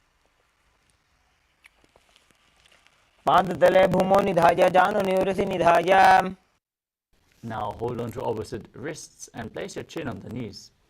Pull them close as you gaze to your nose and keep your tongue up in Kechari Mudra, visualizing yourself being in an abode of bliss. दो भगदली भूपरिधरे कोरमाइली ऐसे करे. Now bring your arms underneath the knees and hold on to opposite elbows. Fold the legs in, gaze to your nose, and visualize Swamiji in your inner space in Kudakatasana. दो हाथ पग बाहर ले आवे, घोड़ा नीचे ले टहरावे. Maintain the hold underneath the knees. Cross the right ankle over the left as you keep the toes pointing up. Gaze to your nose and visualize the great sage Maharishi Sumati in Sumati Asana. मूलद्वारी धरती परिठाने, डाबा पग परिदश बताने. Now extend your legs forward and stretch your arms straight up. Interlock your fingers with the wrists pointing outwards. Engage your Bandhas and gaze to your nose in Dandasana. इदानीं गर्भिणीनां योगाभ्यासो यथा लघु. Next up is Arambhasana. As you sit with the legs straight, hold onto the big toes with index and middle fingers as you lean your chest forward and down, and start breathing in Nadi Shodhana without the support of your hands, inhaling through one nostril and exhaling through the other alternatingly as you visualize Swamiji in your inner space. दो पग मिलिबा पसारी पगा का अंगूठा पकड़ी लीला टकोड़ा लगावे. Next up is Vidukasana. As you sit with the legs straight, slightly raise your knees and bring a gap in between the heels as you lean forward. Bring your arms below the shins and hold the soles of the feet from the outside. Gaze to your third eye and visualize Swamiji in your inner space in Vidukasana. प्रथम बैसी दो पाव पसारी कछुको उर्द को कुर्डो डारे. Next up is Jalandhari Pavasana. As you extend both legs forward, bring the soles of the feet together and bring your arms below the shins with the palms facing up, bringing your head towards the feet. Gaze to your nose and visualize Swamiji in your inner space.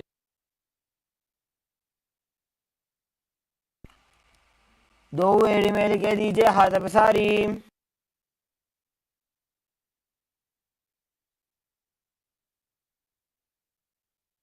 Next up is Urdhva Paschimottanasana.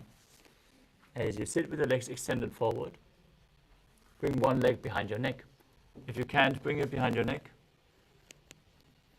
bring it over your shoulder or cross it over your knee as you pull it towards your chest. Lean forward and down, hold onto the front foot, visualize Swamiji in your inner space as you perform Pratyahara Kumbhaka. As you visualize the prana flowing through the 9 points of the body as revealed by Mahadeva. First the soles of the feet, then the regenerative organs, the navel, the heart, the throat, the uvula, the center of the eyebrows, the top of the forehead, and then the Brahmaranda, the crown of your head, flowing up all the way along your body. Keep visualizing the upward flowing prana in Urdhva Paschimottanasana. पश्चिमतानवत् संस्थितिं कृत्वा एकं पादं ग्रीवायां धृत्वा तिष्ठेत्. Next up is Anantasana. With your legs still behind your neck, hold onto the foot with the opposite hand and lean backwards, straighten your spine, lay on your back as you keep the other leg pointing down. Gaze to your nose as you visualize yourself being infinite and eternal in Anantasana. तानसेनी एकैकं Pai गिरिवायां विन्यस्य. From Anantasana, roll onto the side of the hand holding onto the foot. As you gaze to your nose, rest on the side and feel in complete control.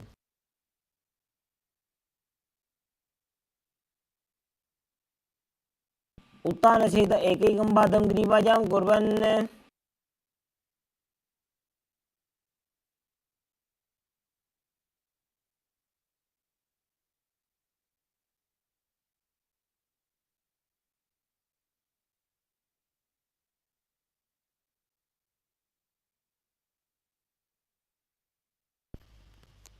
The next asana is Ankushasana.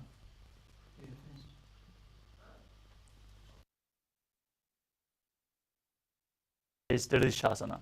As you lay on your back, pull your knees in towards your chest and raise your feet off the ground as you encircle your knees with your hands. Now, rock your body from side to side and visualize Swamiji in your inner space.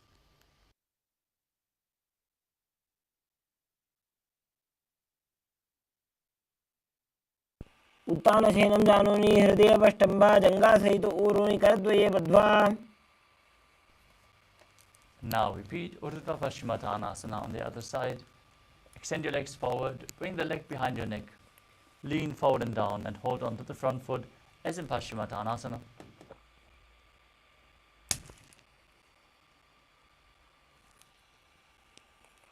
पश्चिमतानवत् संस्थितिं कृत्वा एकं पादं ग्रीवायां धृत्वा तिष्ठेत्.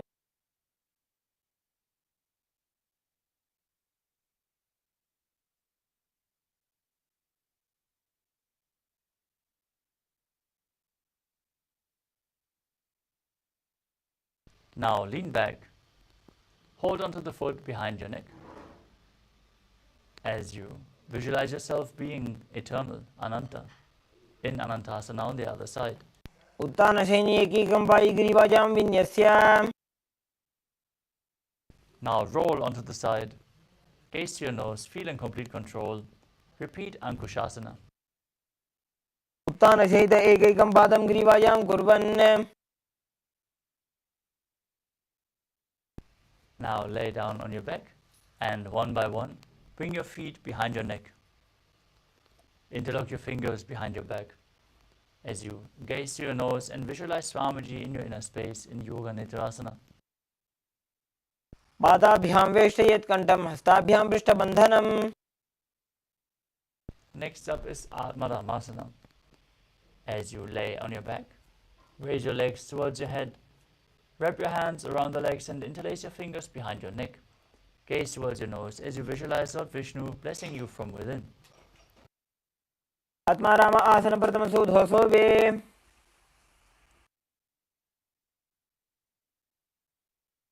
Next up is Kochikasana. As you lay on your back, lift your legs and pull your knees in towards your chest with the soles of the feet facing up. Extend your arms to the side at shoulder level as you gaze to your third eye and visualize Swamiji in your inner space. Keep visualizing the upward flowing prana and Pratyahara Pranayama. दो हाथ चीदासा करे तिनसो ube Sapa करे. Next up is the Jatara Parivritti. This asana consists of 3 steps. We are going to perform all 3 steps on one side and then on the other. Now visualize Swamiji in your inner space and keep the Mula Bandha engaged. As you visualize the prana flowing up, extend your arms to the side and pull your knees in towards your chest. Then drop one knee towards the side and extend the other leg down. Bring both knees bent to the side. Extend both legs to the side, hold the feet and gaze away from the feet. Now again bring both knees towards your chest. Keep the arms extended. As you then drop the other knee to the side, extend the opposite leg down. Bring both knees bent to the side. Extend both legs to the side, hold the feet and gaze away in Jatara Parivritti. परिवृत्ते कुक्षे भागे त्रिधा हि परिकीर्तितः. Next up is the Dviparapitam. As you lay on your back, place your feet flat and keep the knees raised.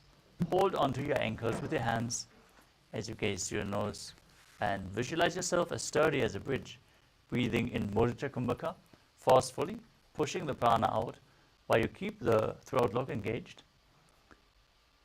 as you perform Jalandhara Bandha and Mula Bandha. प्रतिक्रियायुतं द्वन्द्वपीठः सर्वबलप्रदम्. Next up is Paryankasana. With your feet flat, bring your arms over your head and place them on the mat with the fingers pointing towards your feet.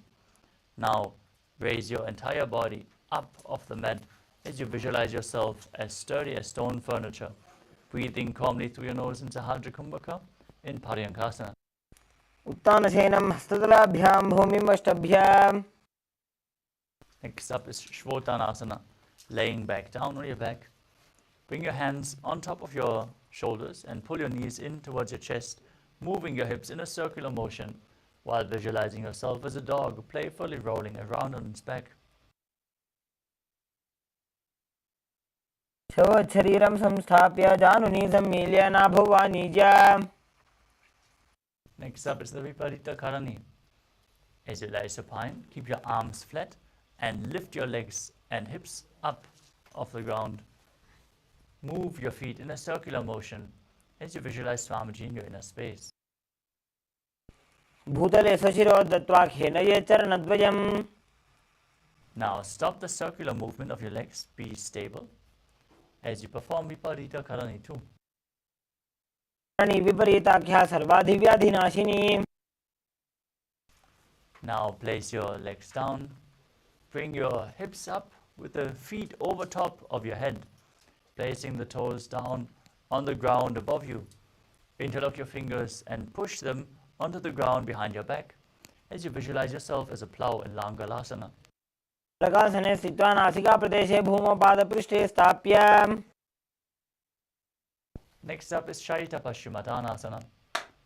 From the same position, hold onto your feet, keep your arms straight, and visualize Paramashiva, as this is one of the 84 asanas revealed directly by Lord Paramashiva himself. तानं शयित्वात् कुर्वीत शयितपश्चिमतानकम्.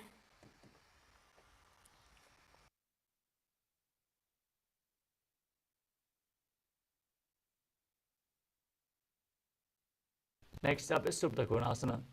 From the same position, bring your hips over top of your shoulder level and then spread your legs wide as you keep holding onto the feet. Visualize Swamiji as you perform Jalandhara Bandha and Mula Bandha. परिवृत्ते कुक्षि भागे त्रिधा हि परिकीर्तितः.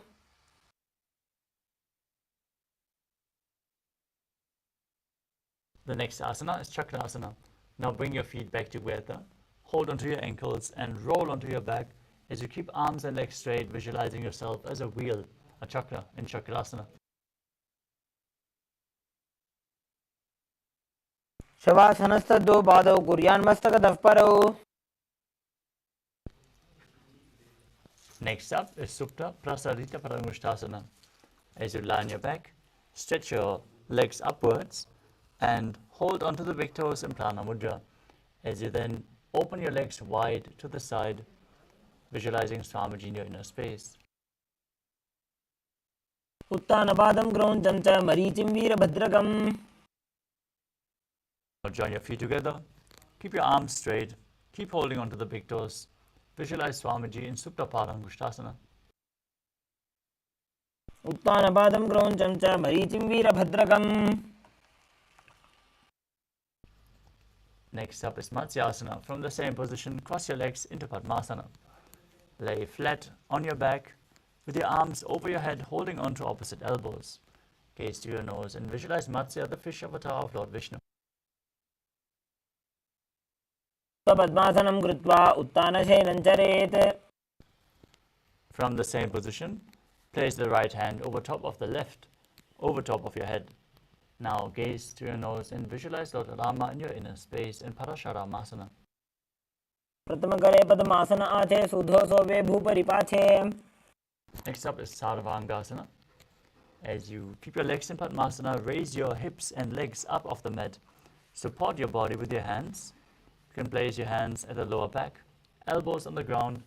Gaze to your nose and visualize Swamiji in your inner space as you perform Jalandhara Bandha and Mula Bandha, breathing in Mudita Kumbhaka. Force the air out through the throat lock. क्षेत्र संक्षेपात् सर्वांगासनमुत्तमम्. Next up is Vrishchikasana. As you lay on your back, bring one foot onto the opposite thigh and pull the opposite knee up against your chest as you extend your arms up above your head and hook your fingers forward, visualizing yourself as a scorpion.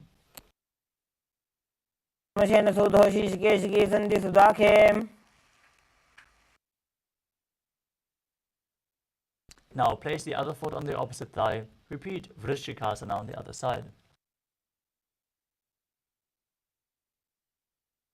प्रथमशेन सूधो शीशिकेशिकी सन्धि सुदाखे. The next asana is the Vrishaparakshepasana. Now interlock your fingers behind your neck and lift your legs up as you alternate, bringing one knee in towards your chest back and forth. As you visualize Swamiji in your inner space, calmly breathe through your nose in Sahadra Kumbhaka. उत्तानशयनं कृत्वा अङ्गुलिभिकन्दरां बद्ध्वा. Now place your hands next to your hips and alternatingly touch one knee towards your ear back and forth, visualizing Swamiji in your inner space in Maruktanasana. श्रोतानवत्सं स्थितीकृत्वा जानुद्वयं पर्यायेन कर्णयोः संस्पृशेत्. Next up is the Vrikrasana. As you lay on your back, place the soles of the feet flat on the ground and then stand up and lay back down, visualizing yourself as a wolf.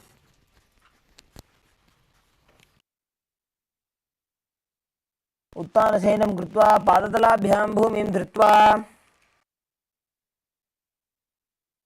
Next up is Luthasana. As you lay down on your back, kick your legs up and roll over completely as you visualize Swamiji in your inner space.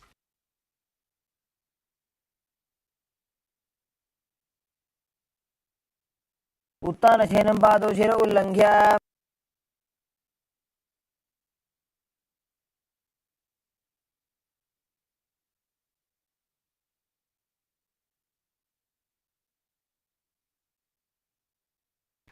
As you lay flat on your stomach, place your hands next to the shoulders and keep the toes pointed back as you contract your lips and make the whistling sound on the inhalation like a flute in Salatthasana Kumbhaka. Visualize yourself as a chariot carrying warriors into a battle for Dharma on your chariot back in Salatthasana. शयनं कृत्वा नाभिं भूमौ निधाय. Next up is Dehalyulanganasana. With the hands flat on the ground, push your body up into a plank position. Then alternate jumping your feet in between the hands back and forth. Visualize yourself transcend body and mind as you perform the Mula Bandha.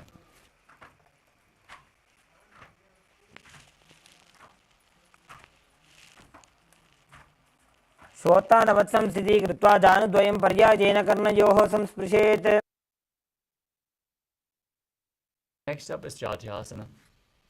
Now place your hands flat on the mat and walk around on all fours as you visualize yourself as a wise 60-year-old elephant.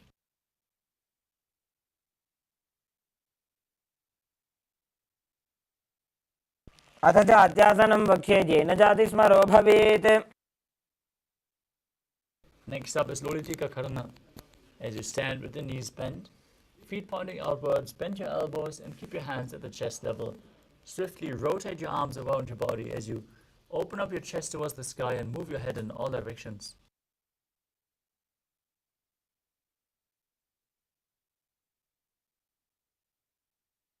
Next up is Tadapasana. Now tie your feet with a rope if you have one available. Then stand erect on the mat like a rod, keeping your arms at the side of your body, elbows close to your waist. Visualize your Kundalini Devi rising and curling upwards around your body as you breathe calmly in Sahaja Kumbhaka, leading the prana along your spine. अथ सर्पासनं वक्ष्ये वायुपाणाय केवलम्. Next up is Ushtra Sadhanasana. As you lean forward and down, hold onto the feet from the front, step onto your fingers, and walk around on the mat as you visualize yourself as a camel. मुष्टिकनिष्ठिकाप्रदेशेन भूमौ निधाय उपरि पादतले संस्थाप्य. Next up is Ashvasana. From the same position, hold onto the feet from the outside and walk around on the mat, visualizing yourself as a horse. मुष्टिकनिष्ठिकाप्रदेशेन भूमौ निधाय उपरि पादतले संस्थाप्य. Next up is Kapota Nitakasana. As you stand with your feet together, interlock your fingers behind your back and pull them down in Parasha Mudra. Open up your chest widely. Lean backwards as you visualize yourself as a soaring bird diving. पादतले भूमौ निधाय पृष्ठभागेन हस्तौ जङ्घापर्यन्तं नीत्वा. Next up is Tala Pushpa Putam Karana.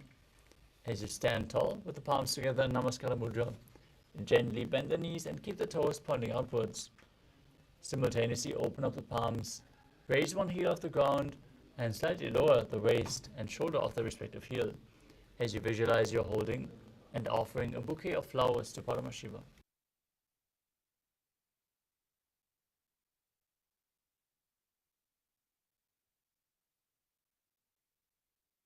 Next up is Khadgasana. Now visualize yourself as a rhinoceros and gaze to your nose as you lay down on your stomach and jump your hands back to the feet and rise up. Join your hands in Namaskara Mudra, form the horn of the rhinoceros. नुजसरतमासनं कृत्वा पादतलाभ्यां भूमिं धृत्वा. Next up is the Uttanottanam. Now you can hold weights to intensify this asana as you sit down all the way or as low as you can and stand back up. Gaze to your nose as you visualize Swamiji in your inner space. पुनः उत्थातव्यमसितव्यमिति उत्थानोत्थानं भवति. Next up is Musalasana. Now raise your arms up straight above your head and jump repeatedly as you visualize yourself as a mace. स्थित्वा ऊर्ध्वं बाहुं नजेत्. Next up is Ucheshakasana. Now take one foot and pull it up towards your chest as you sit down and stand back up with the other leg, alternating on both sides again and again, visualizing yourself as a mace.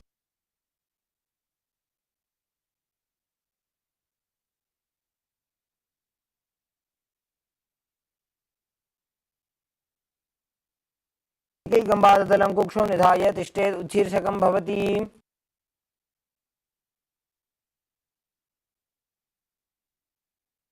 Next up is Parshvajanukarana. Now stand and keep one leg slightly bent with the toes pointing outwards. Hold the other knee with the arm encircled around it, hand in a fist, pull the knee against your chest as you keep the toes pointing downwards and place the other hand on the respective thigh with the fingers pointing inwards.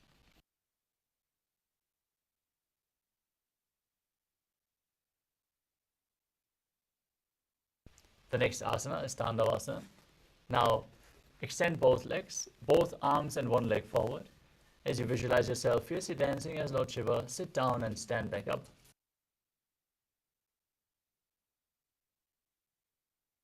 एकेन पादेन स्थातव्यं ताण्डवासनं भवति. Next up is Brahmanasana.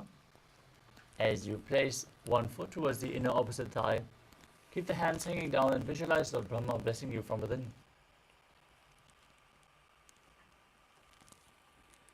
ब्राह्मणासनम् आवक्षे यत् कृत्वा ब्राह्मणो भवेत्. Next up is Garudaasana 3. Now stand tall and wrap the left leg over and around the right knee as you tuck the left toes around the right calf. Simultaneously, cross the left arm below the right and join your hands in Namaskara Mudra, visualizing yourself as Lord Garuda. उत्थानकूर्मपीठं च सिंहस्गारुडमेव च. Now place the raised foot onto the opposite thigh as you visualize Swamiji in your inner space in Ekapadasana. क्षाङ्घ्रिं वामपादस्य जङ्घोपरि निधाय च. Next up is Dhruvasana, the pole-star posture. As you stand on the right leg, hold the big toe of the left foot and extend the left leg out. Quickly rotate on the standing leg as you visualize yourself as the North Pole Star. एकेन हस्तेन दण्डरूपस्य एकस्य पादस्य अग्रं धृत्वा.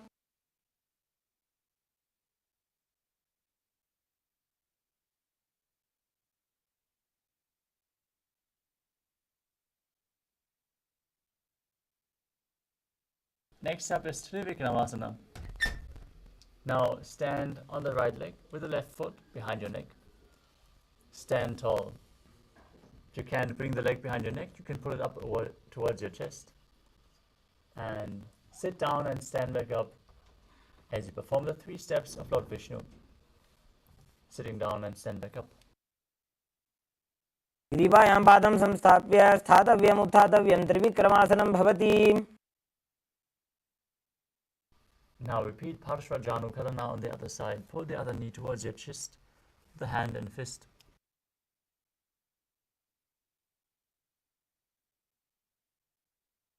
Now visualize yourself fiercely dancing as Lord Shiva as you extend your arms and one leg forward And repeat Tandavasana, sitting down and standing back up. एकेन पादेन स्थातव्यं ताण्डवासनं भवति. Now repeat Brahmanasana on the other side. Bring the right foot to the inner opposite thigh, visualizing Lord Brahma blessing you from within.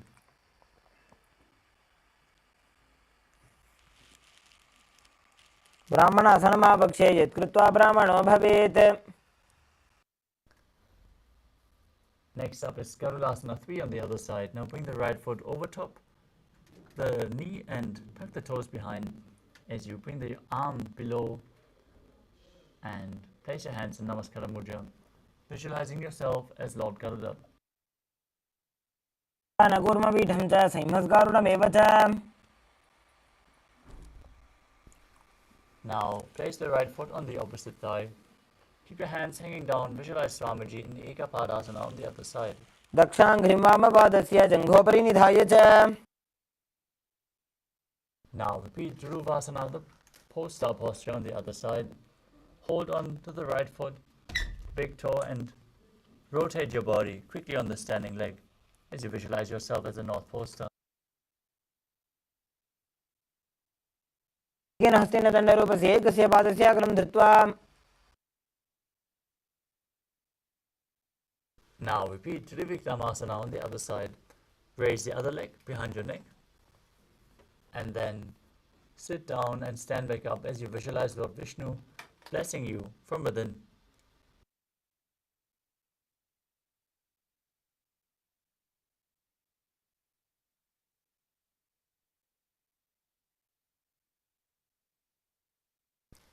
Next up is Samanaka Karana. Now stand on the mat with the heels together, toes pointing slightly outwards, hands relaxed by the side, fingers pointing individually in this natural posture. Relax after this intense sequence of asanas. We want to complete with all the participants. We have to catch up with the time. That is why we are going through the sequence in this speed. But let us now enter into the final 100 asanas of this sequence, starting with Gorak Anjali Asana. Now, stand erect and then bend forward. Bring both hands underneath the knees and make a finger lock in Parasha Mudra. As you sit in a squatting position, let the finger lock touch your navel. Visualize the great sage Goraknath, founder of the Natha Yoga Hindu Sampradaya. As you breathe in Jivachala Kumbhaka, inhaling deeply, holding your breath, and moving the retained prana up and down and through the limbs of your body along with your mind. Perform the Mula Bandha and internally chant Om Nithyananda Paramashivoham in Gorak Anjali Asana.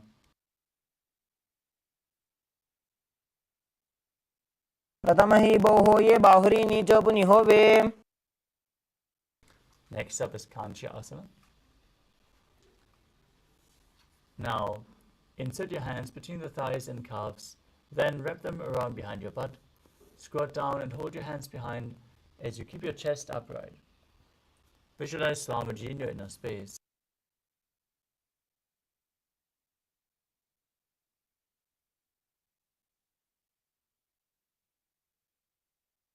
Next up is Bhairu Asana. Now bring the feet together and sit in a squatting posture with your heels touching the perineum. Hold your hands behind the back and sit upright. Gaze to your navel and visualize Bhagavan Kala Bhairava, the Lord of Time.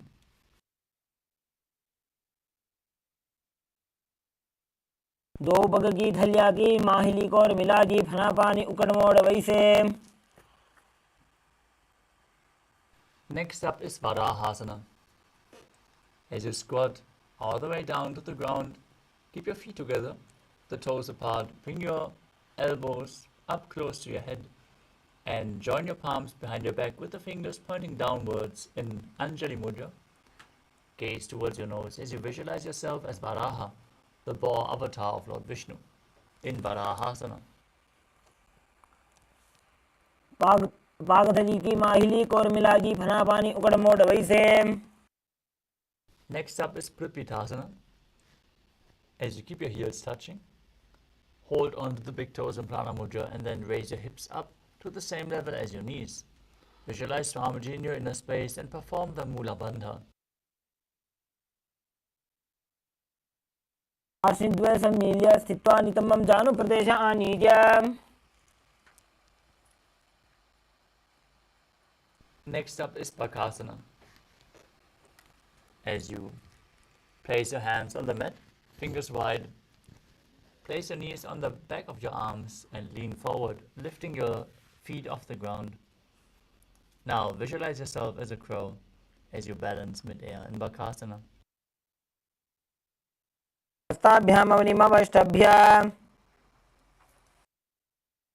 Next up is Sushtanga Kapali Asana, another inverted posture. Set yourself up in front of a wall if needed. Now place your hands flat on the mat, shoulder width apart, bring the crown of your head to the mat, your knees onto your arms, raise your hips up and cross your legs into Padmasana. As you gaze to your nose and visualize Swamiji in your inner space, perform the Mula Bandha.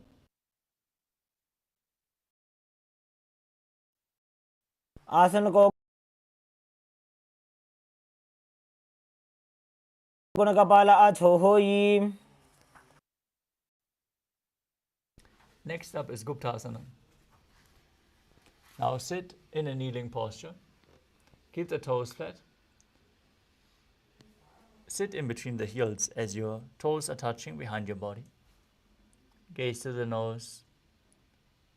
You're now sitting in the secret seat with Paramashiva and Guru. As you perform the Mula Bandha, internally chant Om Nithyananda Paramashivoham in Guptasana.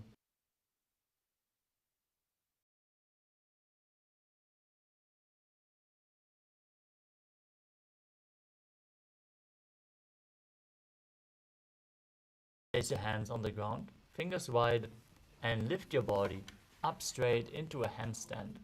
This asana should be performed to purify the 7 chakras. If you need support,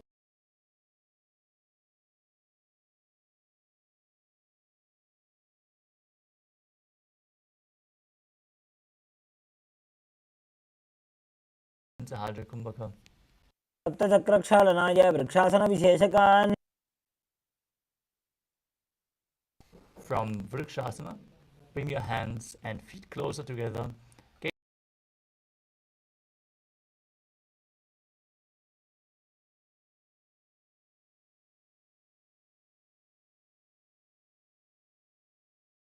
गुल्फमिलाये.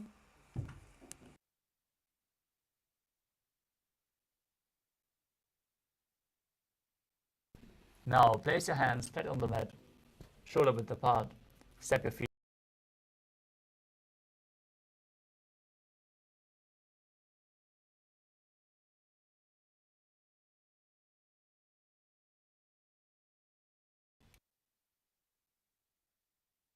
दुब्जं शयनं कुर्वरो पार्श्वभागायामूर्धकृत्य.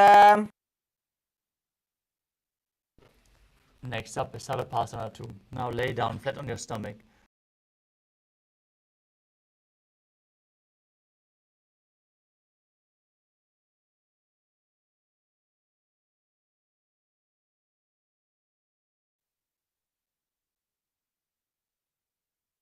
दुब्जं शयनं कृत्वा हस्तौ नितम्बं संस्थाप्य.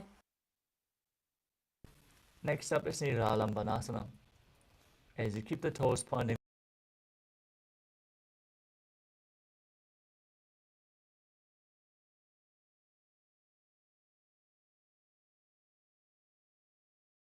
independent in this asana.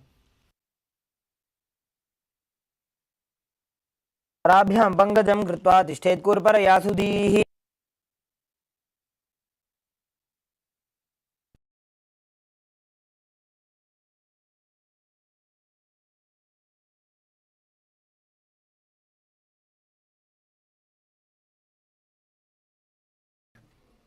As you visualize yourself as an umbrella protecting your Guru from the sun rays.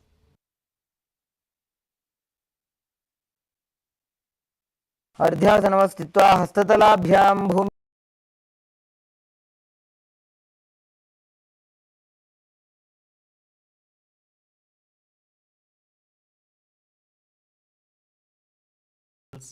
Extend your arms out in front of you. Place your hands on the mat as you place your forehead on the ground. Gaze to your nose and visualize yourself as Vajra, the weapon of Indra, symbolizing your indestructibility.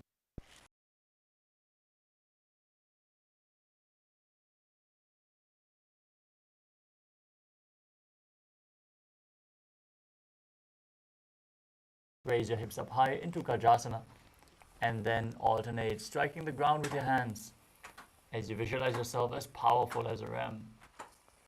गजासन संस्थितो एकैकं बाहुं भूमौ ताडयेत्.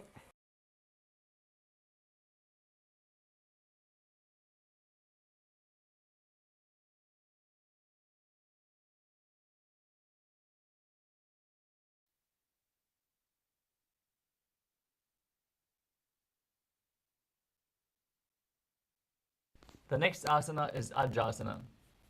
Now place your hands on the mat.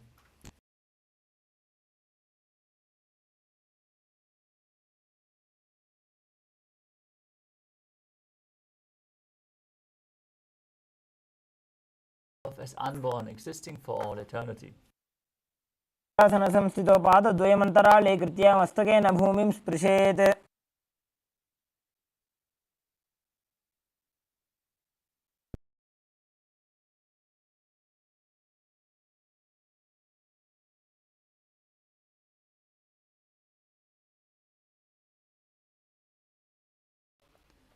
Gaze to your nose as you visualize Swamiji in your inner space and perform the Mula Bandha, returning to Ujjayi Pranayama.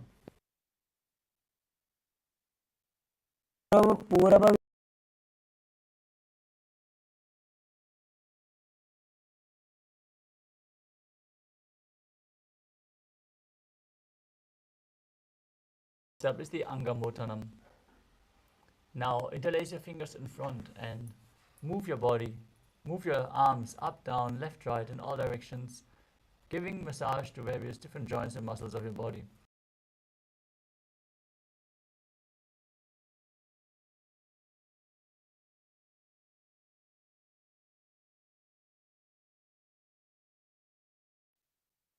हस्तयोः अङ्गुलिर्बद्ध्वा हस्तयोर्मध्यात् सर्वमङ्ग निष्कासयित्वा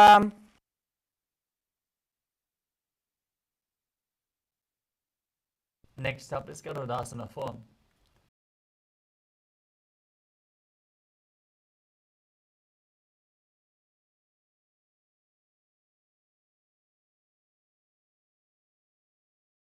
Visualize yourself as Lord Garuda, flying Lord Vishnu and Lakshmi on his back. गोरुभ्यां धरां पीड्य स्थिरकाजोद्विजानुना जानुपरिकरद्वन्द्व गरुडासनमुच्यते.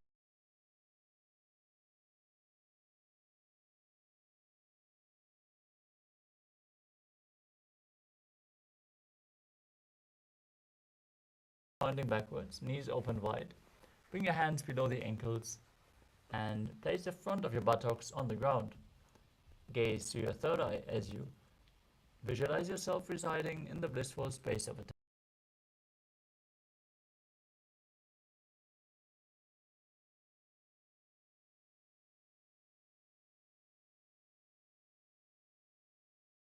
साधकः हस्तयुग्मं पाददेशे पादयुग्मं प्रदापयेत्.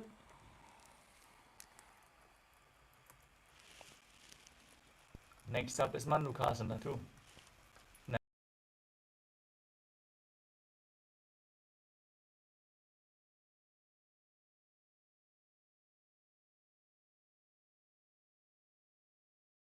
Press your tongue up against the palate of your mouth in Manduki Mudra as you visualize yourself as a frog.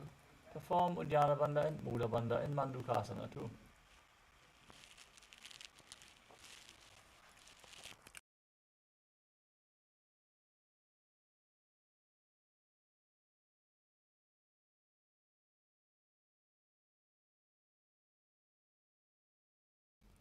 As you keep your toes on the mat, with the heels up and together, place your perineum on the heels, place your palms on the ground in front of you, fingers touching, base of the hand touching your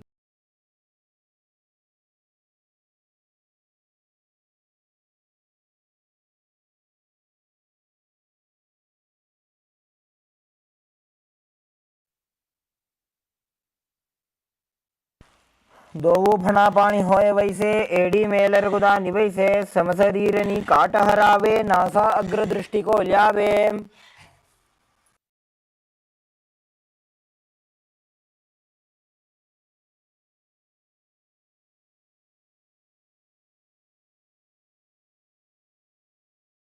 top of your mouth.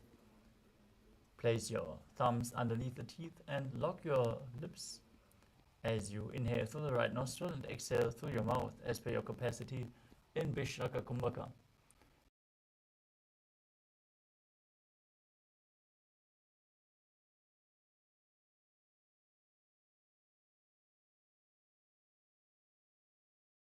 AD जोजी गोडा फनो बान पुनि होई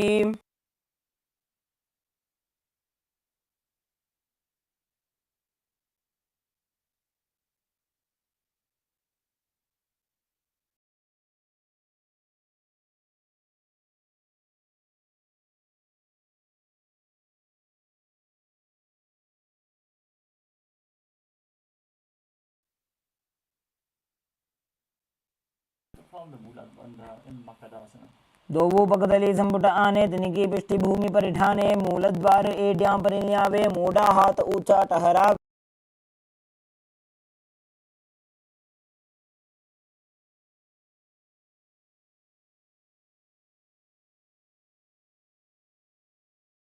Sit on your heels and keep your knees widened off the floor.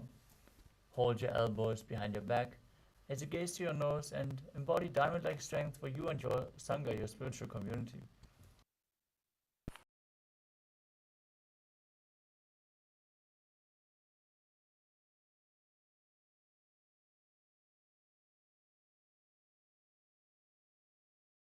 Next up is Kanjanasana. As you keep your toes down, ankles crossed behind and sit on your heels. Place your palms onto the side of your body, flat onto the mat.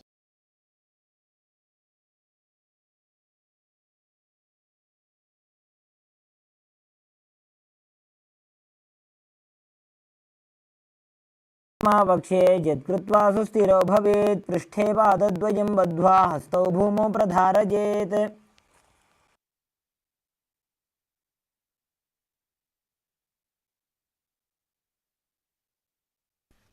Next up is Kurmasana. From the same position, place your hands on the knees and make your upper body and neck stiff like the shell of a turtle. Gaze to your nose as you visualize yourself as a turtle with a stable body and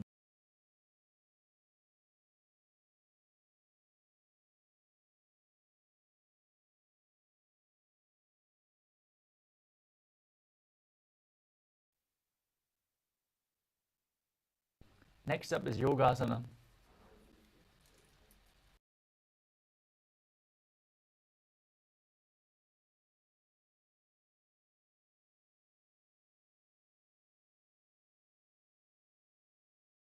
Hands on the knees and gaze to your nose as you visualize Swamiji in your inner space.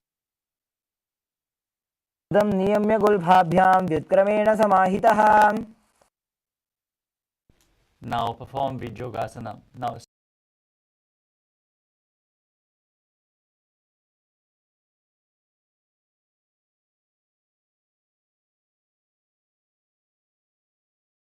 with the fingers inside and the thumbs outside as you gaze towards your third eye and visualize a space of eternal oneness, Advaita, with your Guru.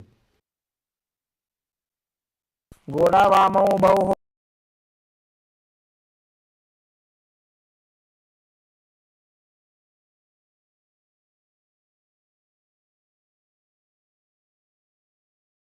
With your hands, keep your arms straight and push your hips forward as you tilt your head back and visualize yourself as a camel. दण्डग्रन्थिदाढ्य संविवादयिषु पुमान्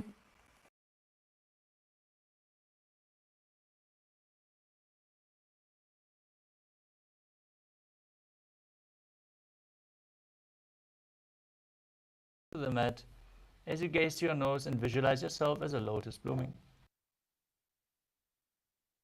दो वेडी संपुट करे सोले मूलद्वारि तरिधरे फणापानि उकड़ होय वैसे बहुरी पिष्टि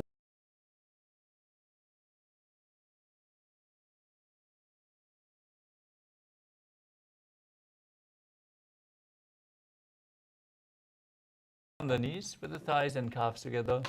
Lean back and touch your back to the ground, then rise back up. Use the support of your hands if needed. As you gaze to your nose and visualize the healing and liberation of all causal, subtle forms.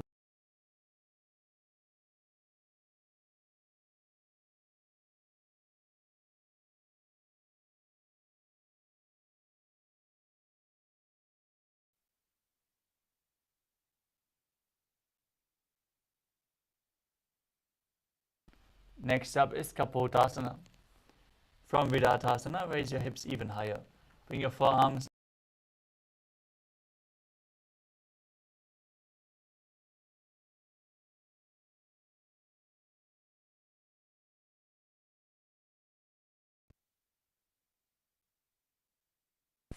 मेरुदण्डग्रन्थिदाढ्य संविपादयिषु पुमान्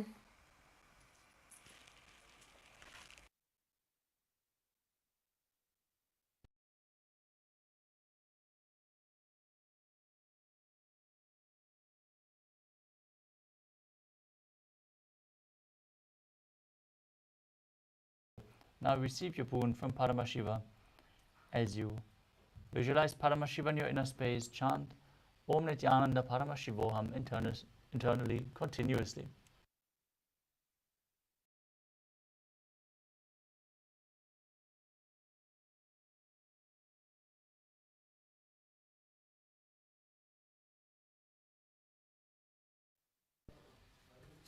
Next up is Varahasana too. As you keep your knees together and the toes tucked, lean forward and bring your elbows to the mat with your hands holding your head.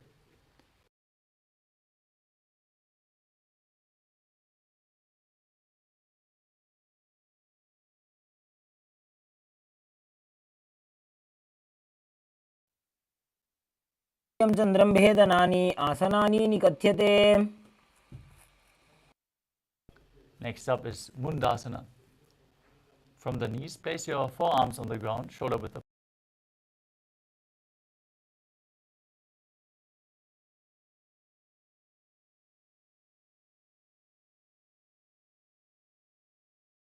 Your hips. Align your hips with the shoulders, extend your legs up straight as you gaze through the nose and visualize yourself as a lopped tree. Breathe calmly through your nose in Mundasana. Mundasana.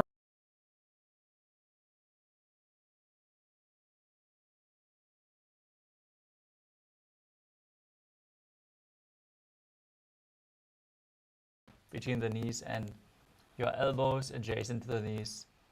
Hold your head with your hands and inhale through your nose as you exhale through your mouth in this asana. Gaze to your nose and visualize Swamiji in your inner.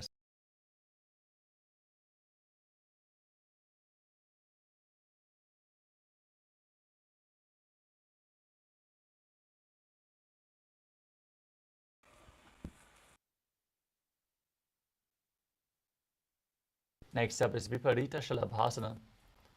You can hold weights if you want to intensify this asana. Lay down on your stomach.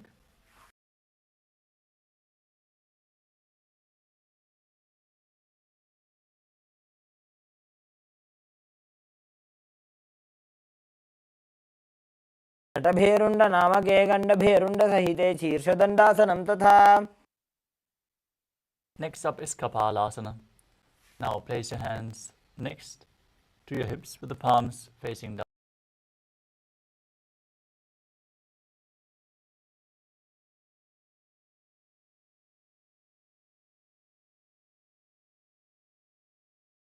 Well to attain enlightenment. कपालं भूमो निधाय ऊर्ध्वं पादौ नयेत् कपालासनं भवति.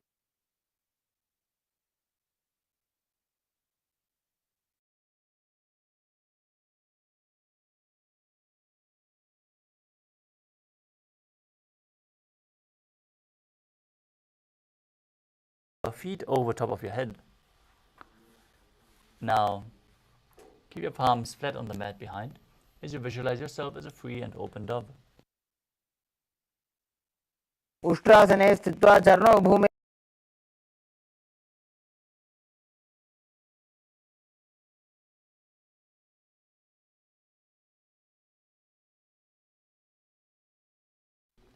Next up is Chatakasana. As you sit on your knees, bring your chest down so your navel touches the knees. Keep your hands flat on the mat. With your forearms on the ground, be sturdy and visualize yourself as a sparrow as you perform.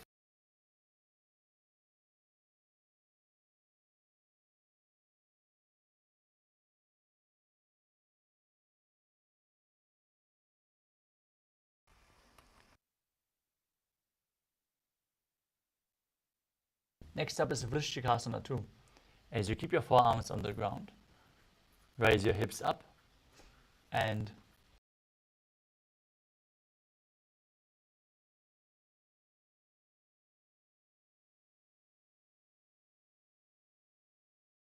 scorpion. पुच्छप्रतिमाङ्घ्रिपार्ष्णे धृत्वा स्वशीर्षे चिबुकं विधार्यकौ.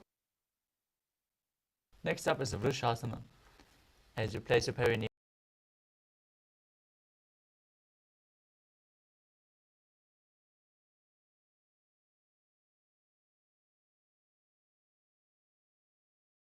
Rangaka Kumbhaka, forcefully inhaling through the nostrils, holding the breath for a short while, and then exhaling slowly again through the nose.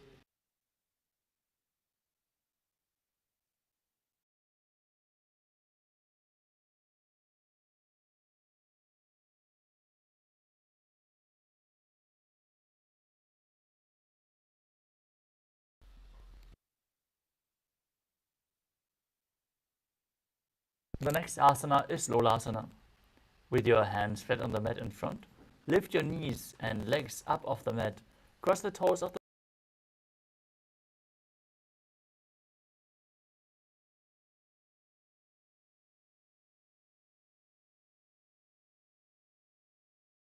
लोलापघातनात्.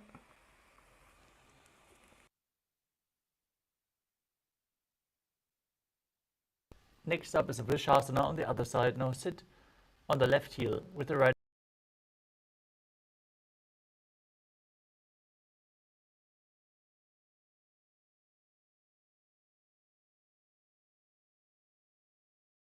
वृषासनमिदं भवेत्. Next up is Bala Gunasana. Now tuck the left toes on the ground and sit on the left heel. As you keep the right foot flat, knee raised, hands on the respective knees.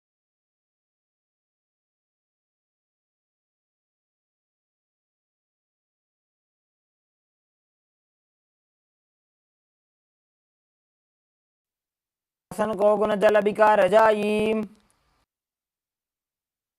Next up is Grahasana. As you squat with your feet flat on the mat, bring your elbows under the thighs and wrap your hands around.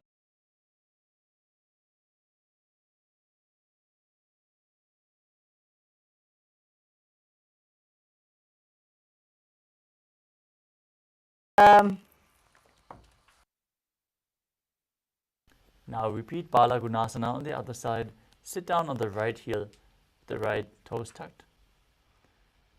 Hands on the knees.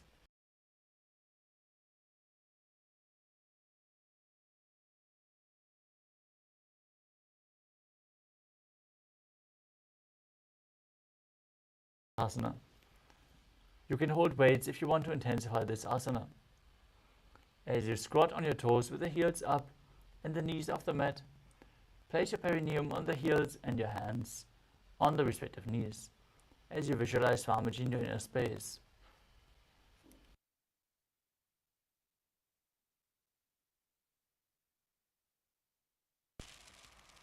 विजास्पिजोस्त्रीत ऊर्वजानो यत्रासने पादतलद्वयोपरि.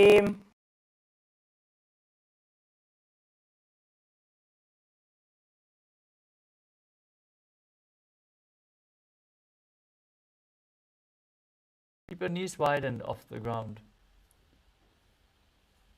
Hold your opposite elbows behind your back as you visualize Swamiji in your inner space. अपना पानी हो जैसे दो वो एड़ी गुदानी वैसे.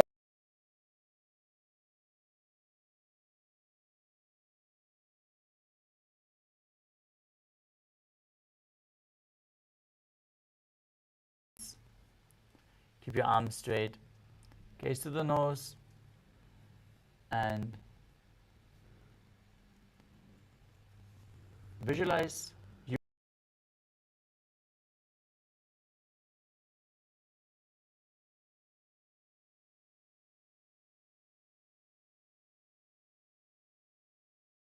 Next up is Padukasana. Now place the back of your hands on the mat and step your feet on top as you wrap your fingers around the feet like a shoe. Start.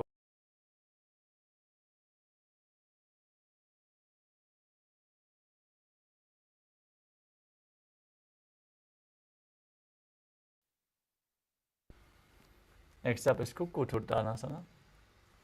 As you place your palms on the mat, raise both feet upwards into the air and let them fall back down. Do this again and again as you visualize yourself as a rooster. हस्ततले भूमौ कृत्वा पादतले च ऊर्ध्वमुड्डानं कृत्वा भूमौ पतेत्.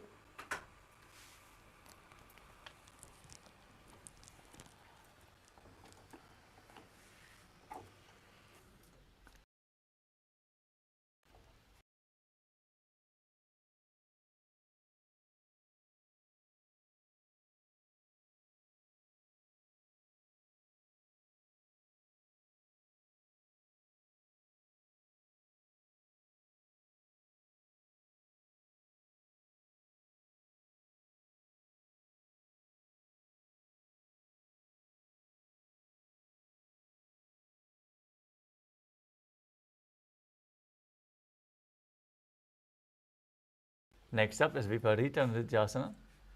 As you place your hands on the mat, raise your legs upwards into a handstand and move around on the two hands dancing. Feel yourself become free of all inhibitions. हस्ततलाभ्यां भूमिमष्टभ्य ऊर्ध्वपादाग्रे कुर्वन्. Next up is Kunjarasana. As you keep your feet apart, place one palm down on the mat. Place the other hand on your neck or ear as you visualize Swamiji in your inner space. अथ वक्षे महादेव कुञ्जरासनमुत्तमं करेणैकेन पादाभ्यां भूमौ तिष्ठेत् शिरःकरः. Now place the other hand down. Repeat Kunjarasana on the other side. अथ वक्षे महादेव कुञ्जरासनमुत्तमं करेणैकेन पादाभ्यां हस्तौ भूमौ प्रधारयेत्.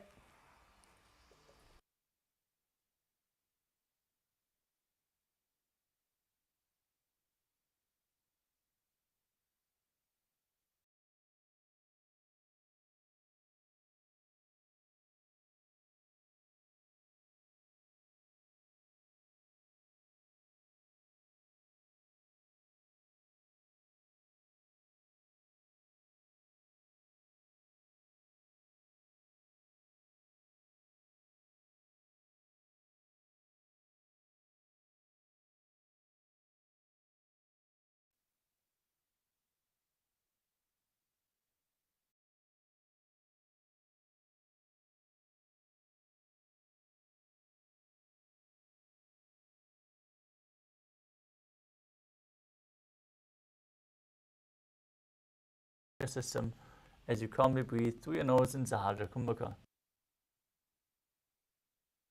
द्वयोस्तु पादयोः पाणिं लात्वा स्वस्वनितम्बके जानुनि वक्षसि साधुर्बभ्र.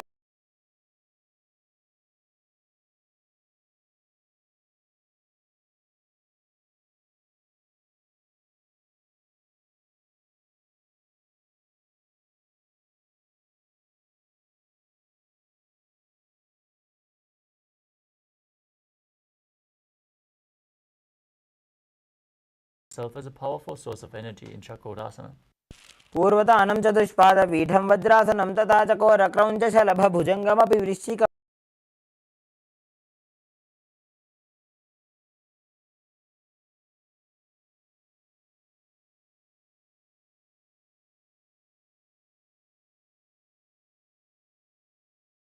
Foot towards your ear as you visualize yourself as a bow.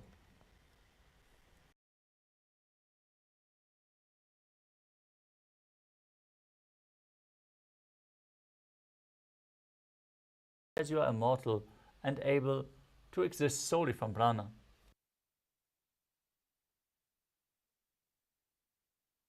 एतत् प्रभेदं वक्ष्यामि करोति यः स चामरः एकपादमुरौ बद्ध्वा स्कन्धेऽन्यत्पादरक्षणम्.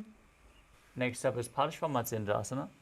Now bring the right foot outside of the left hip and step the left foot over top of the right knee. Bring your right arm outside the raised knee.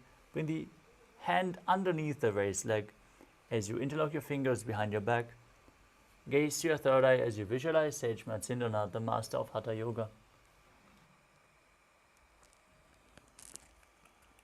वामोरुमूलार्पितदक्षपादो जान्वो बहिर्वेष्टितदक्षदोष्णाम्. Now repeat Chakodasana on the other side. Bring the other leg over top of the shoulder as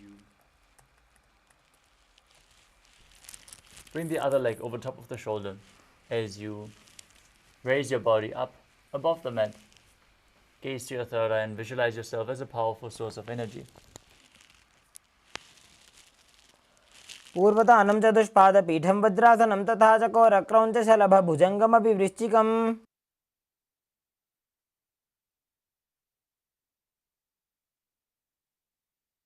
Next up is Dhanurasana 2. Now hold on to the big toes in Prana Mudra. Keep the other leg extended forward as you pull the opposite foot towards your ear. Visualize yourself as a bow and breathe calmly through your nose into Hajra Kumbhaka.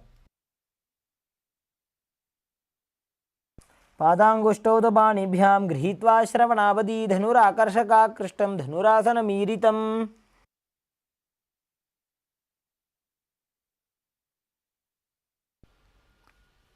Next up is Ashtavakrasana on the other side.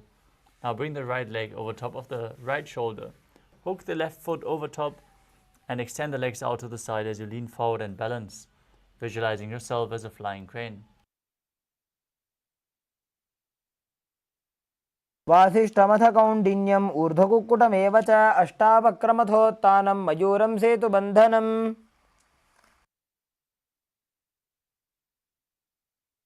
Next up is Pranasana on the other side. Now bring the other foot on the opposite thigh. Keep the knee raised, shoulder underneath the knee, and push the other knee down towards the ground as you visualize you are immortal and able to exist solely from prana. प्रभेदं वक्ष्यामि करोति यः स चामरः एकपादमुरौ बद्ध्वा स्कन्धेऽन्यत्पादरक्षणम्.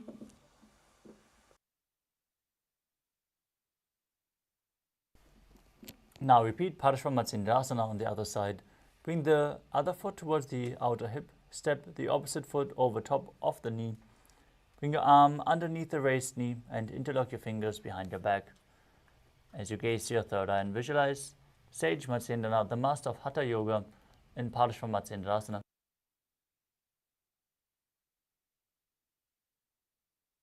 अभ्यां धृत्यते यास्तु पार्श्वमत्स्येन्द्रमुत्तमम्.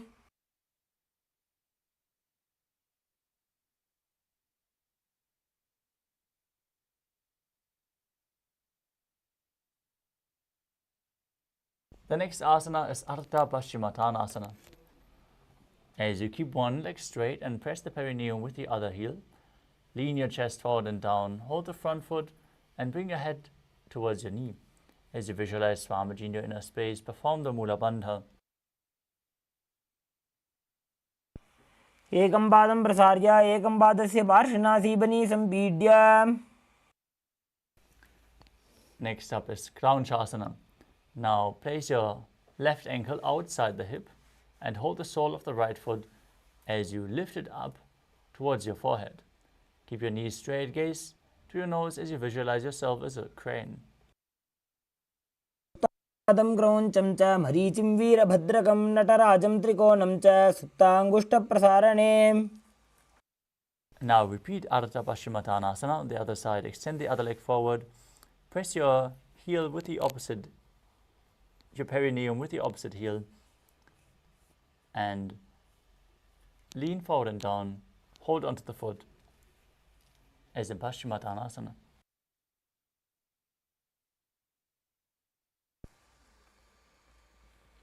एकं पादं प्रसार्य एकं पादस्य पार्श्वनासीबनी सम्पीड्य.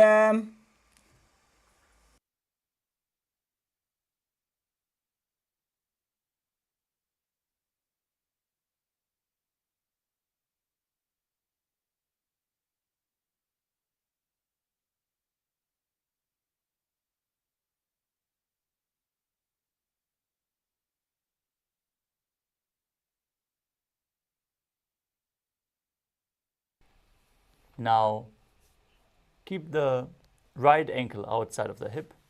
Hold onto the left foot and extend it up in front of your face. Keep the knees straight and visualize yourself as a crane and crown chasana on the other side. उत्तानपादं क्रौञ्चं च मरीचिं वीरभद्रकं नटराजं त्रिकोणं च सुप्ताङ्गुष्ठप्रसारणे.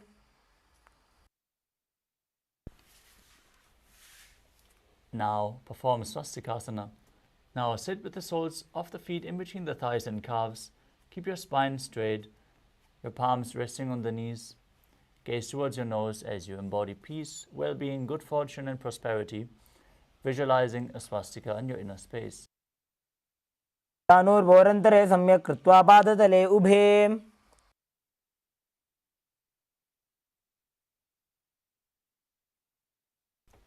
Next up is Gorakshasana. As you keep your feet in the same position, with the soles in between the thighs and calves, cover your heels with the respective hands, tuck your chin to the chest, gaze to the tip of your nose, engage Jalandhara Bandha and Mula Bandha as you visualize the great sage Goraknath, founder of the Natha Yoga Hindu Sampradaya in Gorakshasana. जानूर्भोरन्तरे पादौ कृत्वा पादौ च गोपयेत्. Next up is Bhagasana 2. As you place the left heel against the perineum and the right foot on top of the left thigh, gaze to your third eye. Visualize Swamiji and meditate on Arihanta, the Lord, the Enlightened One. As you get ready to enter Shanmukhi Mudra, inhale all the way. Close your mouth with little and ring fingers, the nostrils with the middle fingers, the eyes with the index fingers, and lock your ears with the thumbs. वामपार्श्वमुकुदं संस्थाप्य दक्षाङ्घ्रिवामजगने. Next up is Yogasana 2. As you sit with your feet on top of opposite knees, place the back of your hands onto the ground beside your body, palms facing up. Gaze to your nose as you visualize Swamiji in your inner space and start breathing in Kakachantra Kumbhaka.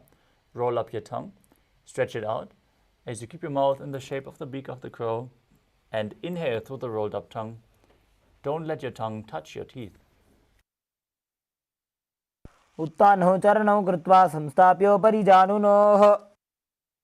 Next up is Urdhva Kukutasana. Now rotate your hands outside of your body. Place the palms on the mat and push your body off the ground as you sit in Padmasana. Visualize yourself as a rooster and perform the Mula Bandha. वासिष्ठमथ कौण्डिन्यम् ऊर्ध्वकुक्कुटमेव च. Next up is Siddha Haratali Asana. From Padmasana, insert both hands through the knees and place them on the mat. Avoid lifting your body up. Stay seated on the mat as you gaze to your nose and visualize Swamiji in your inner space. प्रथम पद्मासन को करे हस्तदो वो गोडासन दिदरे ube हतेले भूदरी राके पोछा गोडासन दिमे दाखे.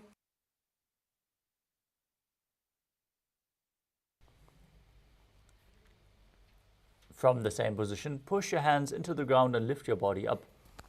Gaze to the nose and visualize yourself as an elegant swan in Hamsasana. कुक्कुटासनं स्थित्वा स्कन्दपर्यन्तम् ऊरूनि नीत्वा तिष्ठेत्. Next up is Karmukasana.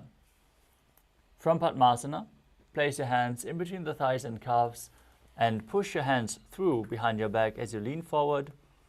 Interlock your fingers behind your back and place your forehead on the ground.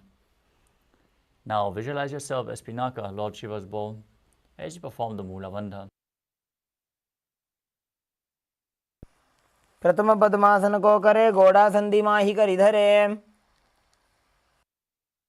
Next up is Kurmasana 2.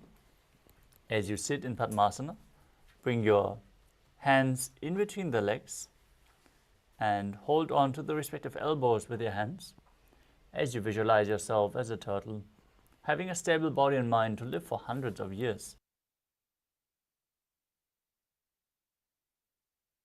By जंग पर दक्षिण बावा दाई जंग परि by ल्यावा. Next up is Granthi Bhedasana. From the same position, tuck your chin to the chest, gaze to your nose, engage Jalandhara Bandha and Mula Bandha, and rejoice knowing you're sitting in Shiva's secret knot posture.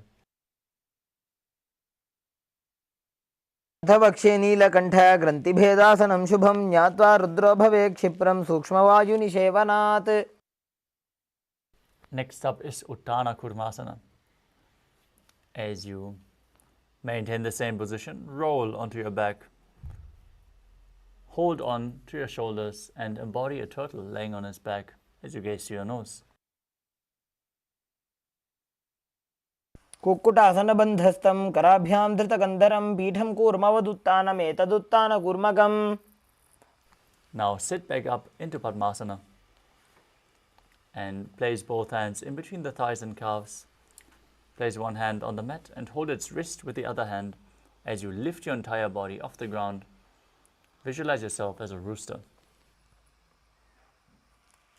Kukkutasana स्थित्वा एकेन हस्तेन अन्यस्य मणिबन्धं धृत्वा. Now place the other hand on the ground and hold its wrist. Lift your body up. Visualize yourself as a rooster in Pangu Kukkutasana on the other side. Kukkutasana स्थित्वा एकेन हस्तेन अन्यस्य मणिबन्धं धृत्वा. In Padmasana, place your elbows onto your toes and interlock your fingers in Padusha Mudra. As you rest your chin on the hands and press your thumbs to the throat, visualize you have gone beyond all greed and covetous. In Gridasana, जानूर्वोरन्तरे पादौ उत्तानौ व्यक्तसंस्थितौ गुल्फौ छाच्छाद्य हस्ताभ्याम् उत्तानाभ्यां प्रयत्नतः.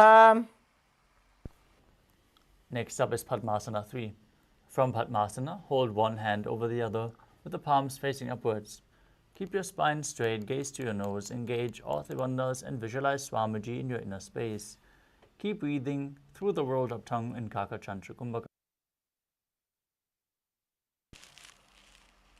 उत्तानौ चरणौ विधाय विधिवत् शक्तिस्थितो योगिरात्.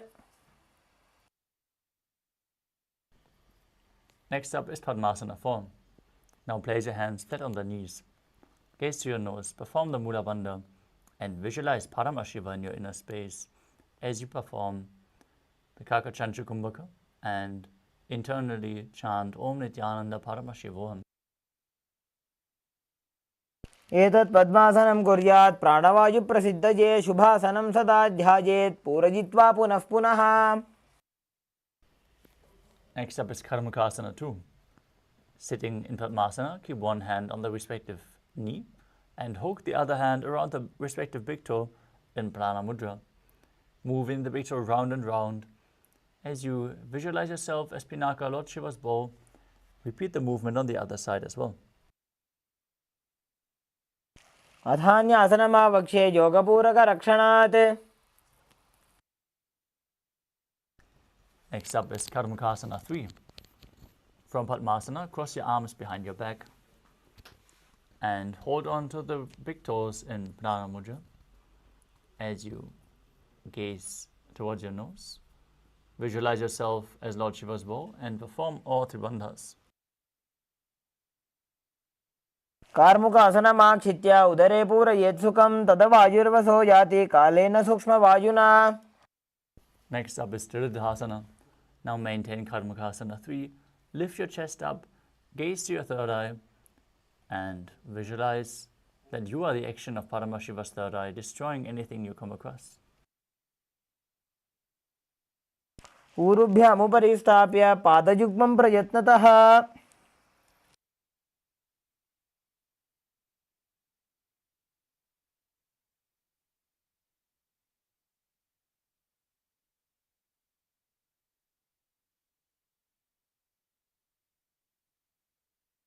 Next up is Nagarasana. From the same position, roll onto your back. Keep holding onto your feet if you can, otherwise you can lay on the crossed arms. With the legs in Padmasana, gazing to the nose, visualizing yourself as a snake and calmly breathing through your nose in Sahadra Kumbhaka in Nagarasana. प्रथम पद्मासन कोठाने दो हाथ पाछाने आने. Now free your arms and legs. Lay down on your back. Pull your knees towards your chest as you interlock your fingers. Hold on to your knees and pull your chin up towards your knees. Squeeze your body into a ball in Kandukasana. वेत्रासने स्थित्वा हस्तपादान् निष्कुष्य. Next up is Urdhva Pavanasana. Now place your feet flat on the ground, knee raised, hands interlocked behind the back, behind the head, as you gaze to your nose and visualize Swamiji in your inner space. प्रथमे सूधो San करावे घोड़ा ऊभा राशि मिलावे. The next asana is Marakata Pitasana. Now place your upturned palms underneath the heels and push your hips up as you contract the perineal floor and tuck your chin to the chest. Perform Jalandhara Bandha and Mula Bandha as you breathe in Mudra Kumbhaka and visualize yourself as a powerful alpha ape. उत्तानसेनं पादतले उत्तानहस्तयोः स्थापयेत् पृष्ठभागमुत्रमजेत् मरकटपीठं भवति.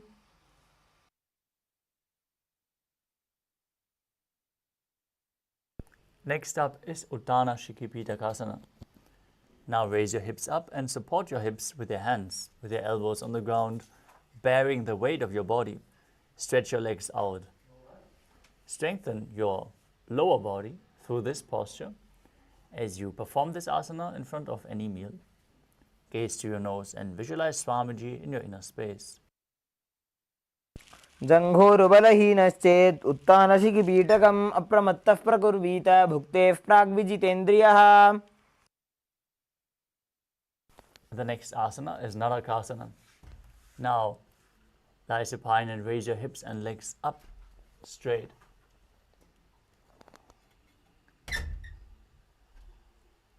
Keep your arms flat on the mat, supporting your body for balance as you visualize yourself blissfully traversing through Naraka Loka unscathed in Narakasana. ग्रीवाकण्ठेन भूमिं विष्टम्भ पादाग्रद्वयमूर्धमुत्रजेत् नरकासनं भवति. Now place your hands towards your lower back and keep your legs vertical as you then slowly lower and anchor them, engaging your core intensely as you visualize yourself as a boat crossing the ocean of samsara in Tiryannaukasana. नौकावत् स्थित्वा ऊर्ध्वं पादाग्रद्वयं नजेत् तिर्यन्नौकासनं भवति. Now place your hands back flat on the mat, the legs straight like a flagpole as you visualize yourself as the KAILＡSA flag respected across all nations in Dvajasana.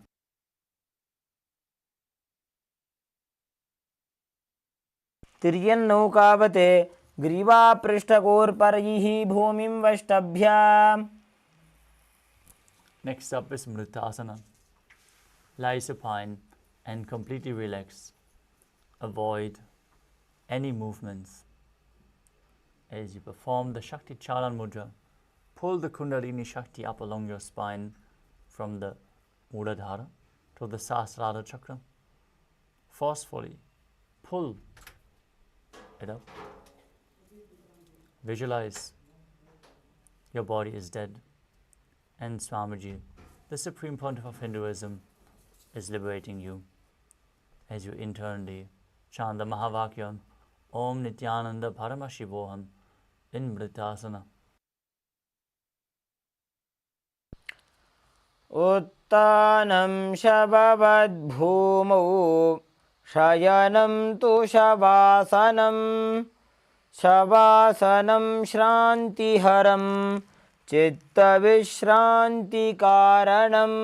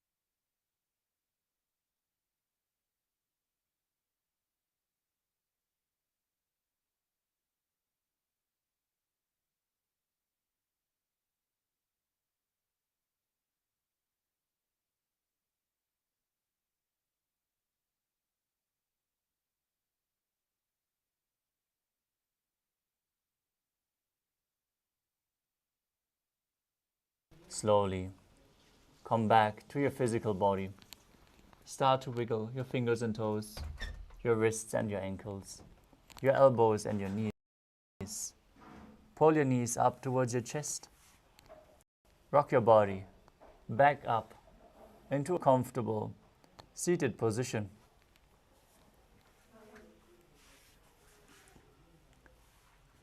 Congratulations for completing the Dvitiya Vinyasa Krama, all 308 asanas of the sequence. We want to sincerely complete with all the participants for all the technical difficulties we have experienced today during the Nithyananda Yoga. We hope you all were still able to manifest breakthroughs in your yoga practice. And now we are going to move on to the power manifestation. So let us all stay tuned and manifest the Shaktis of Paramashiva. Sit in a comfortable cross-legged position with the head, neck and spine in a straight line. Keep your hands in Namaskara Mudra. Visualize Swamiji and close your eyes as you take a deep breath, and we all conclude the session by chanting the Purna Mantra.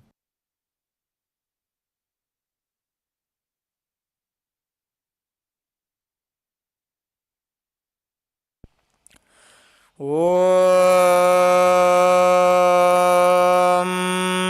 पूर्णमदः पूर्णमिदं पूर्णात् पूर्णमुदच्यते पूर्णस्य पूर्णमादाय पूर्णमेवावशिष्यते ॐ शान्तिः शान्तिः शान्तिः हरिः ॐ तत्सत् सर्वं भगवत्श्रीनित्यानन्दपरमशिवपादुकार्पणमस्तु ॐ नित्यानन्दम्.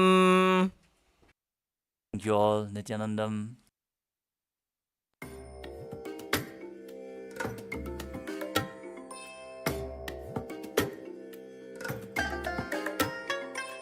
I bless you all.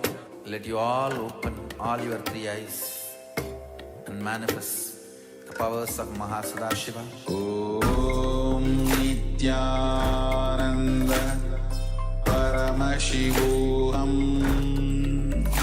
Om Nithyananda Paramashivoham. Om Nithyananda Paramashivoham. Om Nithyananda Paramashivoham. Om Nithyananda Paramashivoham. Om Nithyananda Paramashivoham. Om Nithyananda Paramashivoham. Om Nithyananda Paramashivoham. Om Nithyananda Paramashivoham. Om Nithyananda Paramashivoham. Om Nithyananda Paramashivoham. Om Nithyananda Paramashivoham. Om Nithyananda Paramashivoham. Om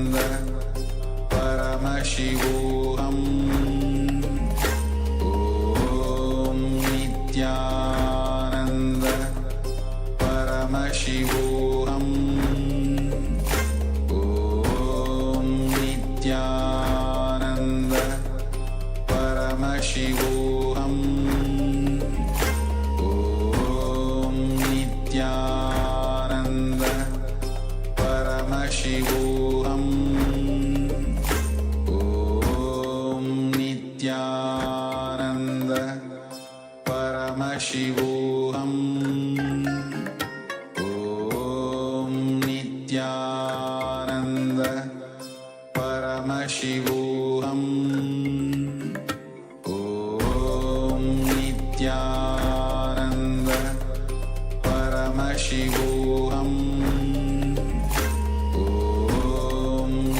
Nithyananda Paramashivoham Om Nithyananda Paramashivoham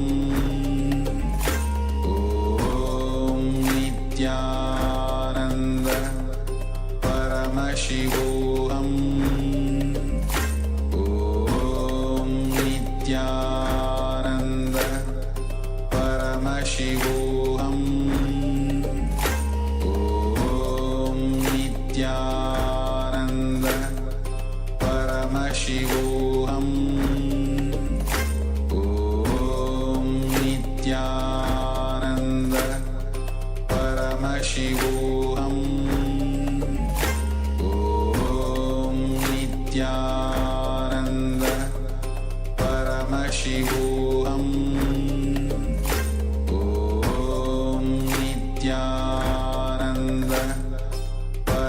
Paramashivoham Om Nithyananda Paramashivoham Om Nithyananda Paramashivoham Om Nithyananda Paramashivoham Om Nithyananda Paramashivoham Om Nithyananda Paramashivoham Om Nithyananda Paramashivoham Om Nithyananda Paramashivoham Om Nithyananda Paramashivoham Om Nithyananda Paramashivoham Om Nithyananda Paramashivoham द्वन्द्वातीतं गगनसदृशं Nithyananda Paramashivoham सर्वदी साक्षिभूतं भावातीतं त्रिगुणरहितं सद्गुरुं तं Namami. Paramashivoham Hello everybody. Once again welcome every one of you to today's program, Level 3 program. And we just completed the Tritiya Vinyasa Krama, the Nithyananda Yoga, as part of our first session into today's program. And before we go further, I would like to announce an exciting news, a breaking news for every one of you. Last couple of days we have been seeing the atrocities that have been caused by the deep state and the anti-elements against KAILÆSA Trishulam, where they had illegally demolished the property, beaten the monks, persecuted the monks there, beaten the cows, the goats, the animals that were there, and broken the deities and so on. And we had actually taken this matter, we had actually presented to the High Court, and today we received a very, very favorable judgment from the High Court, where the High Court has very clearly stated that this land belongs to KAILÆSA Trishulam, and the Chief Justice has strongly condemned the actions taken by the anti-Hindu elements, by the deep state, and has asked for investigation by the September 7th. So we have a very, very beautiful breaking news where Paramashivam, Swamiji himself, has graced, and we are in favor of the entire thing. So I wanted to share this with every one of you. We'll be sharing furthermore details during the entire day today, with the facts, with the order and so on. But I wanted to give this to each and every one of you as an initial information to all of you. So now with that, let's enter into the power manifestation. Please sit straight with your head, neck and spine in a straight line. We're going to be beginning with the power of seeing through the third eye. We're going to be beginning with the power of seeing through the third eye. So I request all of you to please put on your blindfold, get yourself a blindfold and please put on your blindfold.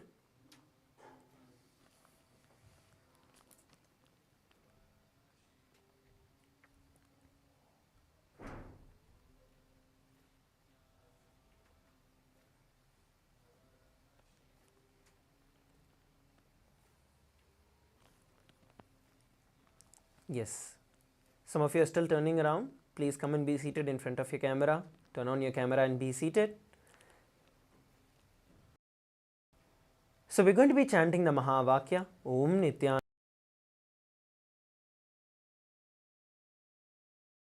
Paramashivoham, establishing ourselves in the space of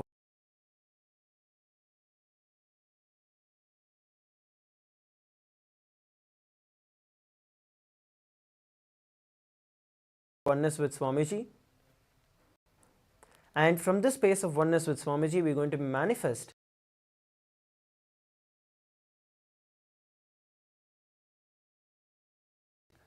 these extraordinary powers. We are going to be starting with the power of seeing through the third eye. Let's enter into the power manifestation. Please put on your blindfold. Please close your eyes. We are going to be projecting an image for all of you. So what you're going to be doing is you're going to identify what is being projected on the screen and you're going to verbalize whatever you're seeing. Just establish yourself in the space of oneness with Swamiji by chanting the Mahavakya, Om Nithyananda Paramashivoham, and ask Swamiji to show you the image that is being projected on the screen and verbalize everything in detail, whatever you're able to see, be it color, be it letters, alphabets, shapes, whichever you're able to see. Just verbalize it and go into detail of whatever Swamiji is showing you. Let's begin.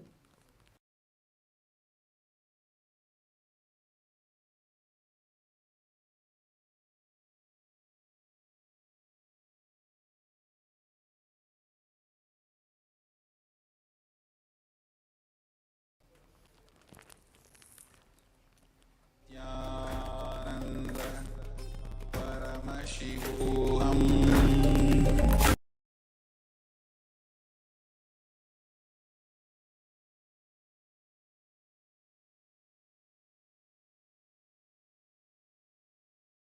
Nithyananda Paramashivoham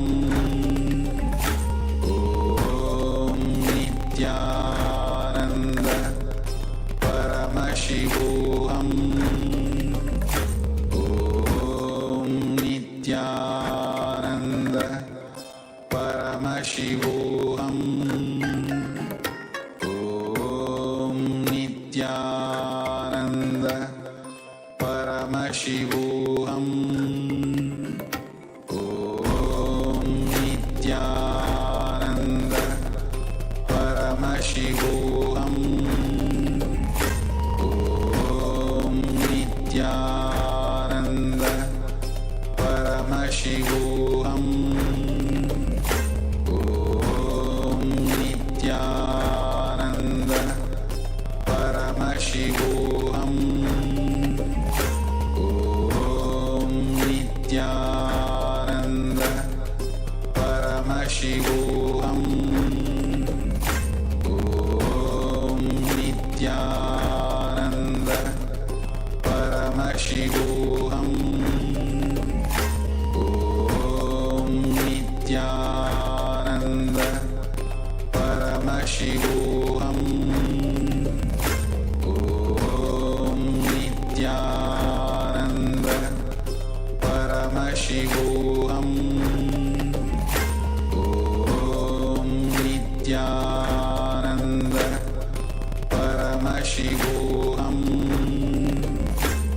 Om Nithyananda Paramashivoham Om Nithyananda Paramashivoham Om Nithyananda Paramashivoham Om Nithyananda Paramashivoham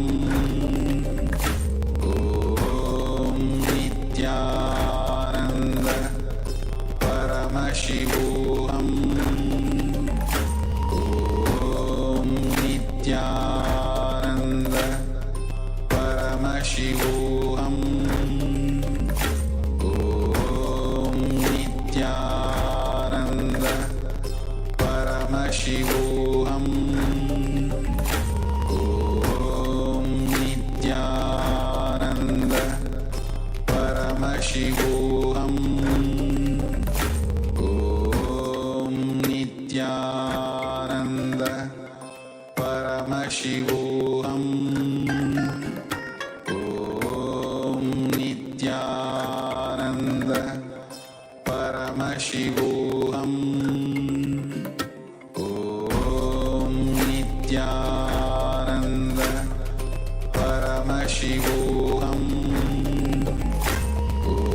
Om Nithyananda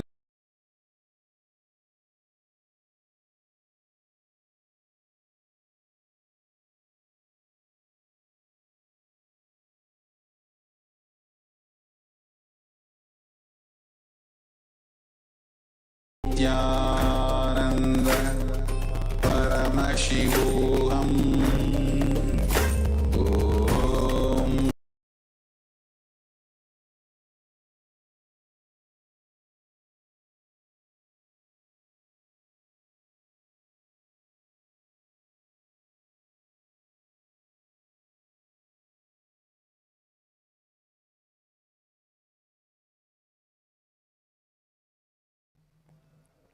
What Swamiji showed you,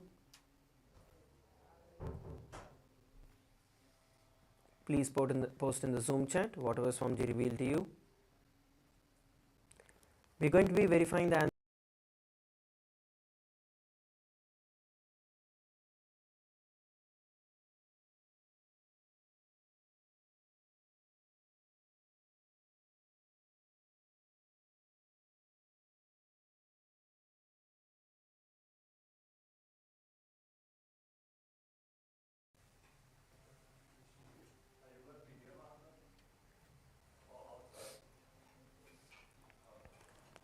So the key to this power manifestation itself is when you're able to enter into the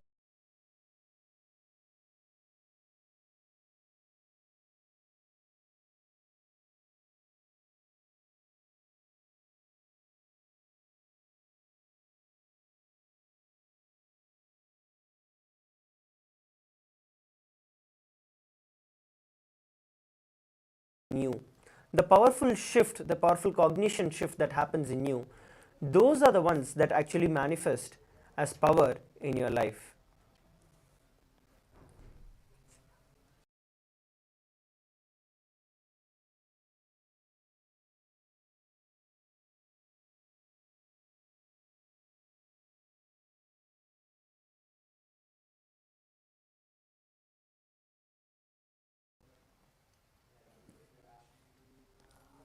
We have Akshay Gunaya who has posted.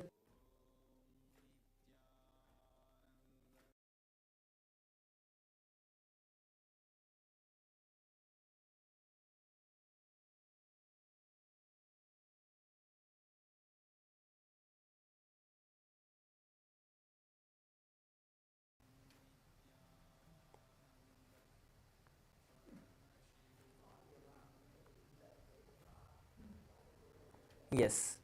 So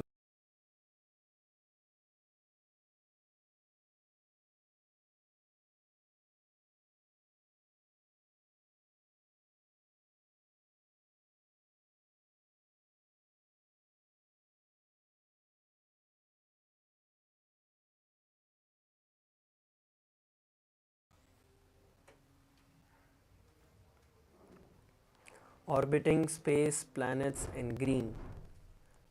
Maroon color background, words on a scribble pieces.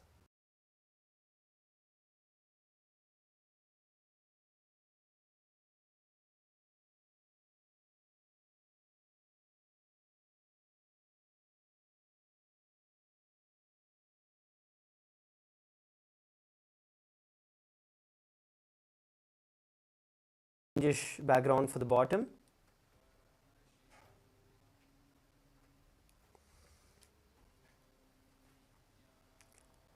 Yes. So now let's enter into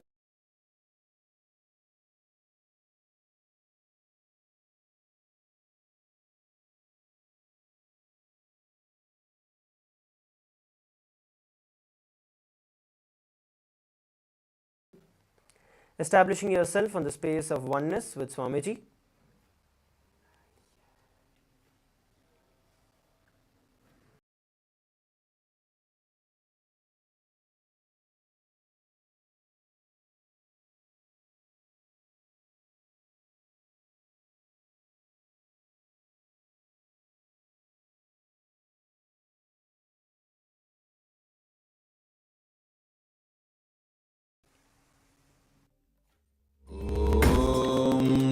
Nithyananda Paramashivoham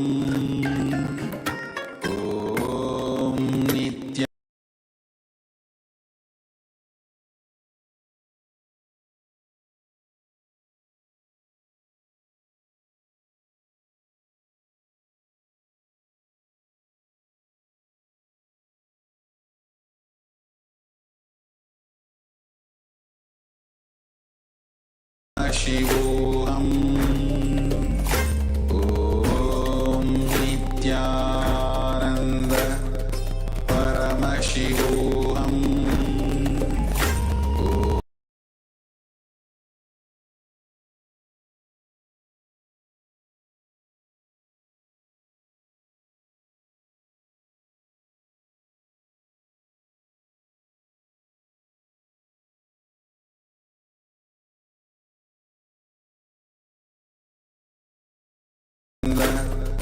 Paramashivoham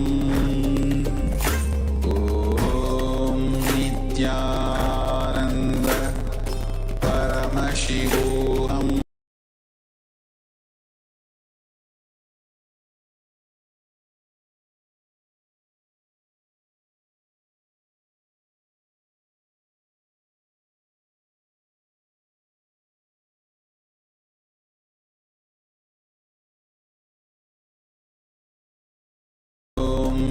Nithyananda Paramashivoham Om Nithyananda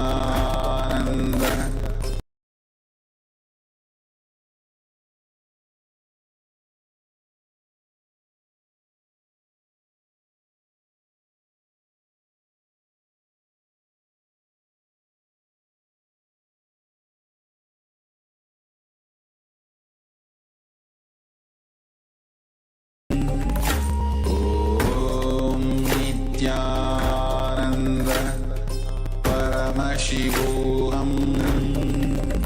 Om Nithyananda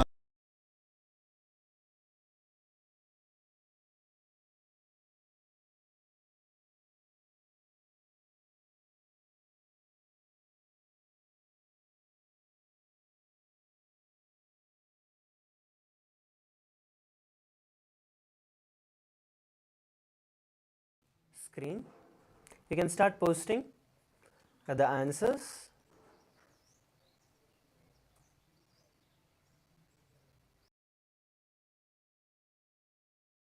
Find the answers in just a few moments. So the words that were posted for all of us were the words detox and example,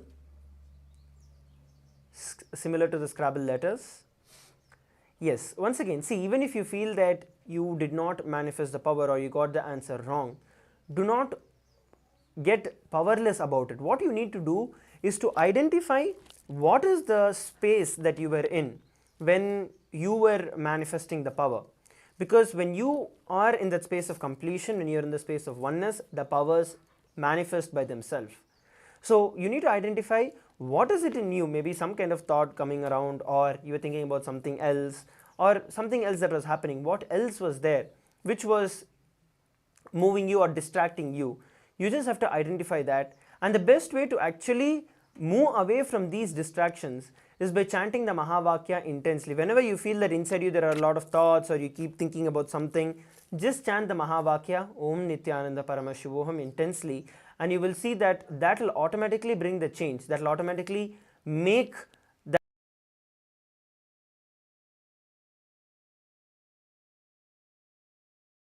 that space in you to become powerful, to become complete.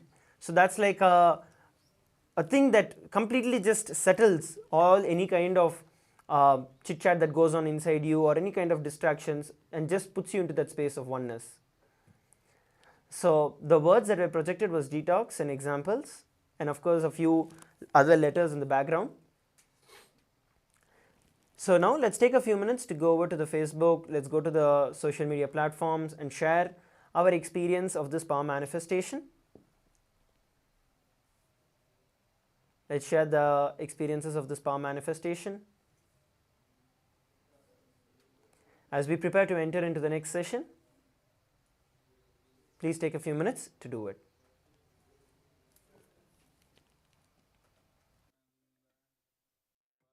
Shivoham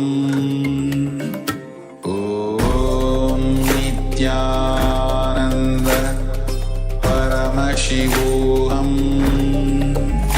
Om Nithyananda Paramashivoham Om Nithyananda Paramashivoham Nithyananda Paramashivoham Om Nithyananda Paramashivoham Om Nithyananda Paramashivoham Om Nithyananda Paramashivoham Om Nithyananda Paramashivoham Om Nithyananda Paramashivoham Om Nithyananda Paramashivoham Nithyananda Paramashivoham Om Nithyananda Paramashivoham Om Nithyananda Paramashivoham Om Nithyananda Paramashivoham Om Nithyananda Paramashivoham Om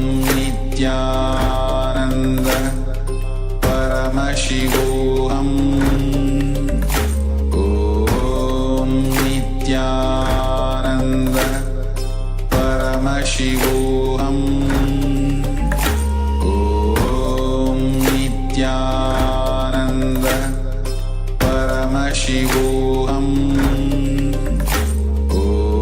Om Nithyananda Paramashivoham Om Nithyananda Paramashivoham Om Nithyananda Paramashivoham Om Nithyananda Paramashivoham Om Nithyananda Paramashivoham Om Nithyananda Paramashivoham Om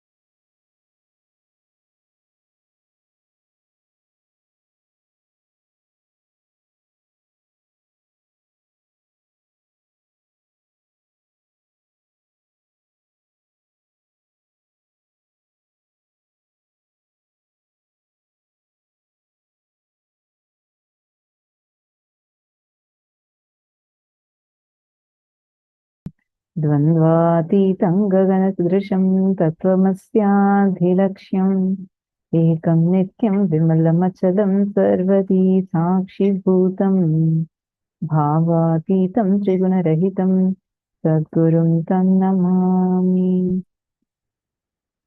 Nithyanandam to all the participants that are here with us today. How are you all doing? Yes, I know we all are excited for entering into the day 20 of the Paramashivoham Level 3 program. We are on day 20 today. How does it feel being here today?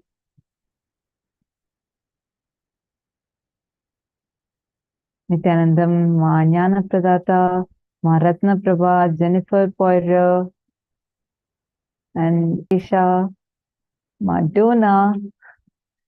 So nice to have all of you here. We are going to be entering into a very exciting day today because we are going to be having the darshan of Bhagavan Tripurantaka Murthy, the form of Paramashiva as Tripurantaka. And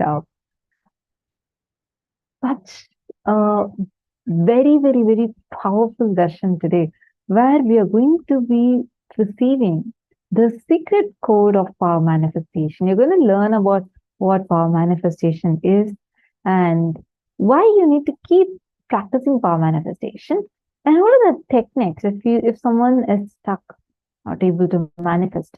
What is the technique that they're supposed to use to start manifesting powers? Swamiji is going to be decoding all of these for us. The first session we are going to be starting with for today is learning about the KAILΑSA loka. And I have a request for all the participants here with us. I just want to request all of you, make sure today you are here fully as much as possible, attending all the sessions and listening to every session intensely. And today, most importantly, we're all understanding, learning about leadership, how we can experience that space of leadership in life. Our very understanding or definition of leadership that we all carry is very, very different. Swamiji is going to be giving us the real experience of Ishwaratva. What does it mean? The people around us that are there, whether good, bad, whether they want something good for us or whether there's something having a bad intention against us, whatever it is, how can you navigate through every type of relationships in life? How can you manifest what you want in your life as reality? We are going to be learning about this today. And today we have a very, very beautiful process. It's one of the most unique and powerful process where we will be learning and understanding about what is the space in which you can manifest, you can experience KAILΑSA, having the live darshan of KAILΑSA as it is happening. So every one of us are going to be having this very, very special process. So do not miss, please be there. And also throughout the day will be a preparation for this. So we request every one of you to be there throughout the day. Do not miss a single session. And every part of the session is a preparatory process for the initiation itself.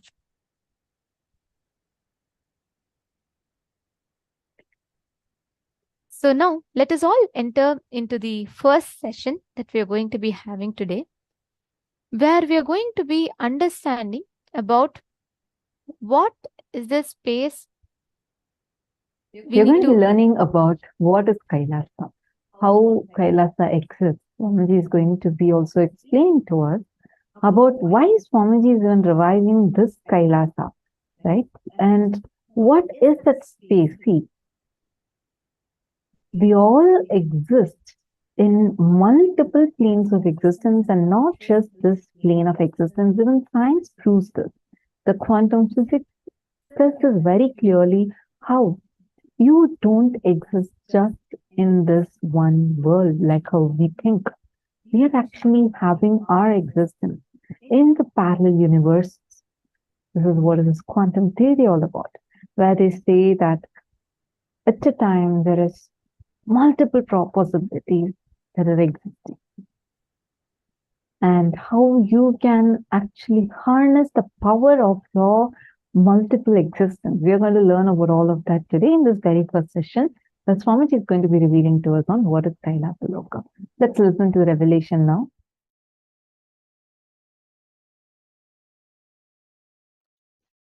The unit of your life is your identification about you. How you perceive you is the unit with which you measure whole universe. If you identify yourself as a joyful person, you measure the whole universe with that unit. If you identify yourself as a rich person, you measure the whole universe with that unit. If you identify yourself as a poor person, you measure the whole universe with that unit. How you assert yourself is the unit with which you measure universe. That's the way you live. That is your responsibility. That is your existence. Introducing your higher existence in parallel universe, asserting your higher existence in parallel universe, reassuring about your higher existence in parallel universe, initiating you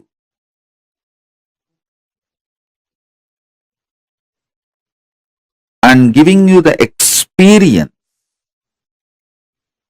about your higher existence, making you face yourself in the parallel universe is my responsibility.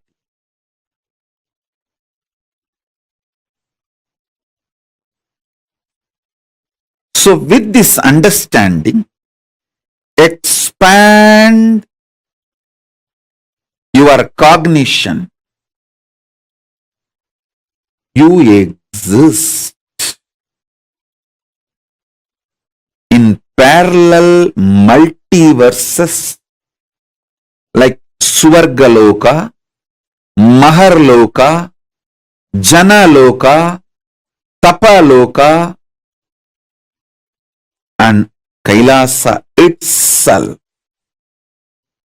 More than next to Tapoloka is Satyaloka, and beyond the Satyaloka is Vaikunta, the Parandama space. Satyaloka is the space of Parabrahma. Then the Vaikunta, Parandama space. Then Shripuram, Parameshwari's space.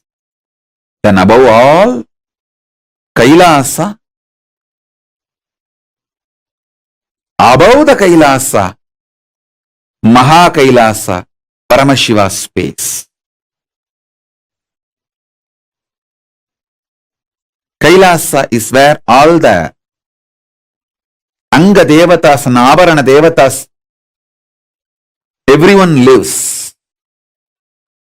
People who achieved the Salogya, Samibhya, Sarubhya, Sayujya, Mukti with Paramashiva, all of them exist in KAILÄSA. In Mahakailasa, he alone exists. In Paramadvaita Swarupa, Paramadvaita Satya.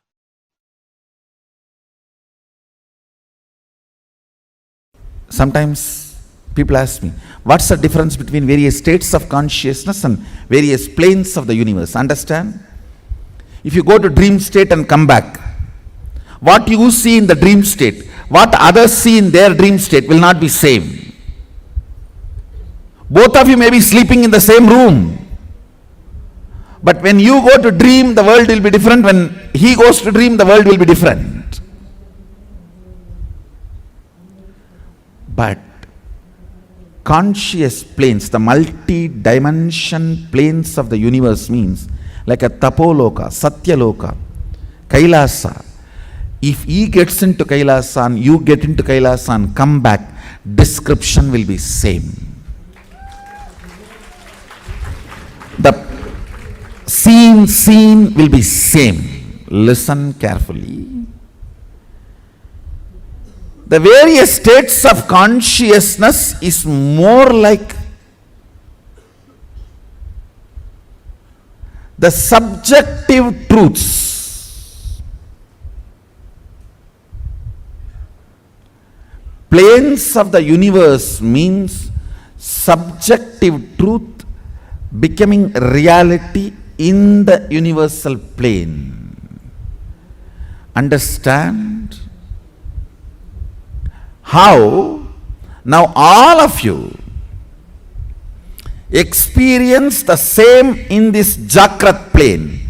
This wall is same for all of you. This mic is same for all of you. The interpretations about the mic will be different. The knowledge about the wall will be different. Perception about the wall will be different, but wall is same. Understand?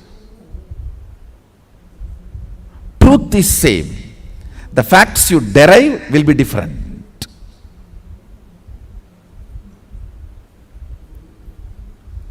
So this is the plane of Bhu.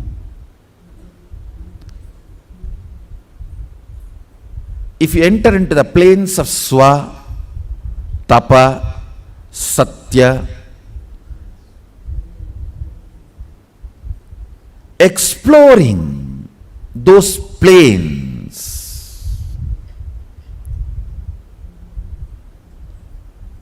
through the various states of consciousness, I should say, if we need to send a rocket to Mars, the fuel we need to fill is states of consciousness. If we need to reach KAILASA, we need to fill our being with Turyatita. The fuel is the states of consciousness.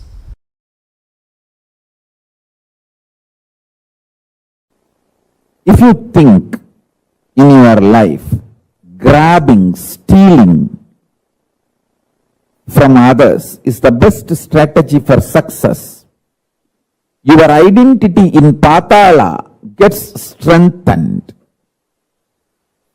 If you think the win-win is the best strategy in any deal, whether relationship or business, in every deal of your life, you also should win, other person also should win. The win-win is the most successful, long-term, peaceful, right strategy. Then, your identity in Swargaloka gets strengthened.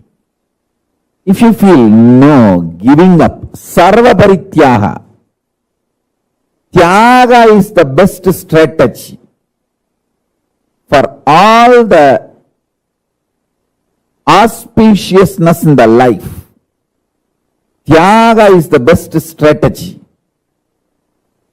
The greatest powerfulness in the life. Then your identity in Tapoloka gets strengthened. If you feel integrity is the best strategy. Your identity in Satyaloka gets strengthened. If you feel integrity to Guru and the God is the best strategy. As I say,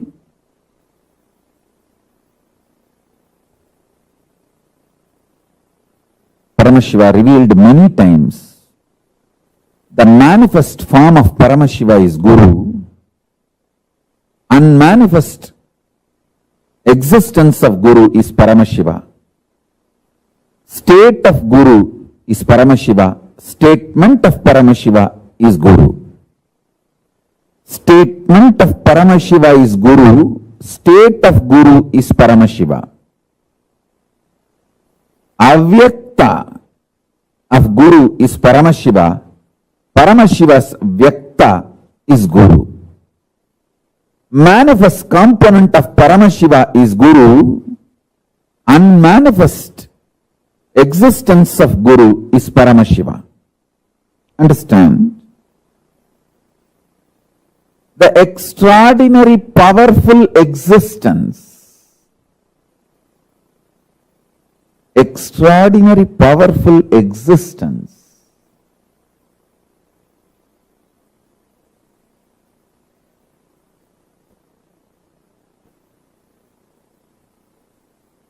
of Paramashiva in his avyakta, unmanifest, remains as Paramashiva. In his manifest, he becomes Guru. Some of the powerful cognitions I repeat, so it enters into your very core cognitions, your very being, your very core. That's the reason I repeat some of the right conclusions, the conscious conclusions you need to arrive. So let me give you the deeper truths now.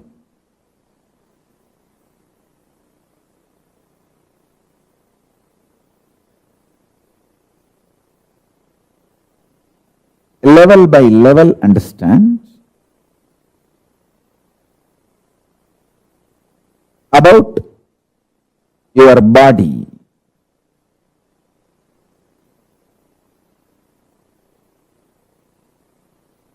Be very clear. You have 14 bodies you carry. In all these 14 lokas, each loka you have one body, through which you enjoy that loka, you experience that loka.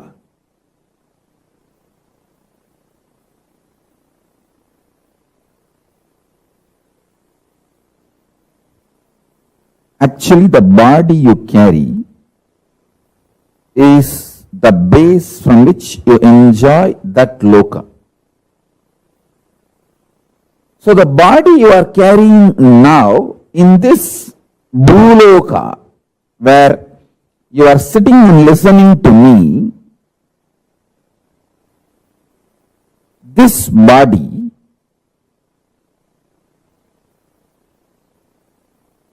has only one relevance to the body you are carrying in KAILＡSA or the body you are carrying in Batala, the lowest and highest. The breathing which goes into you and comes out, the prana is same. The prana which goes into your body, in this body you are carrying,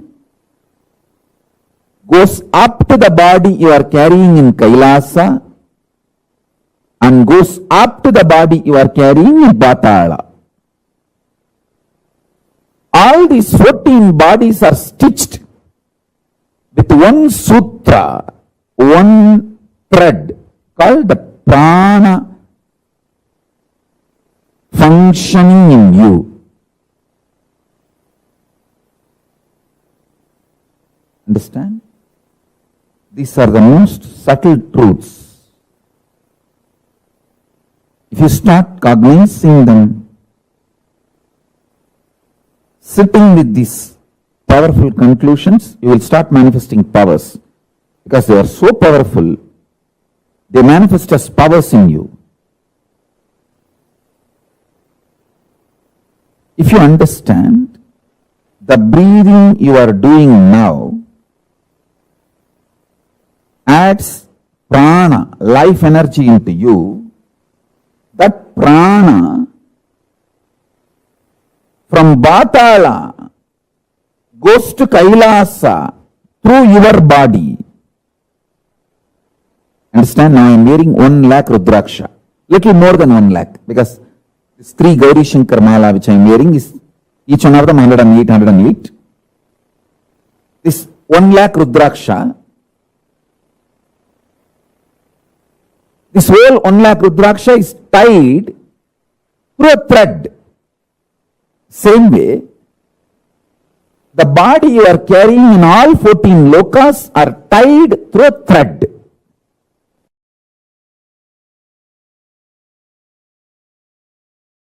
One of the important point is Kailasa does not have a gate. It neither has a gate nor has a door. It is a open, free entry for all. There is no qualification, predetermined condition for Kailasa.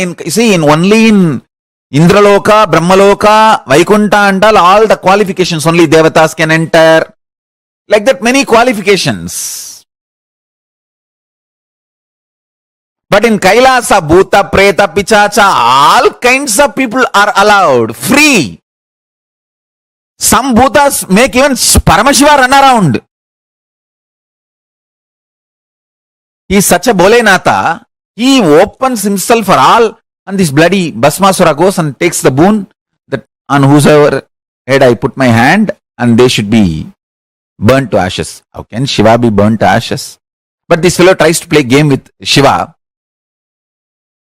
Using the same boon he got from Shiva, Paramashiva plays the game just to prove that his boons are real. Just for that, he also runs around and tries to show the drama. Not that he has to save himself from Bhasmasura.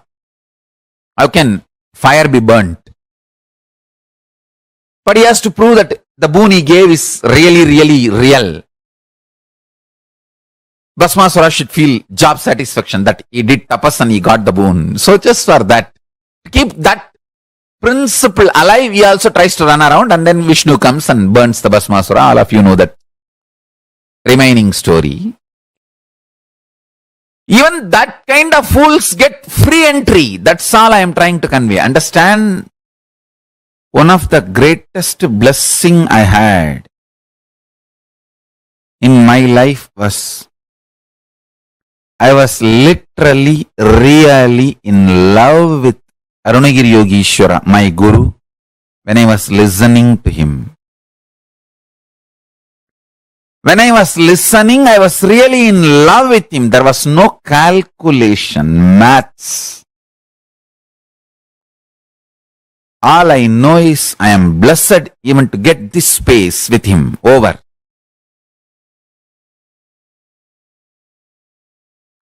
And if my guru has said,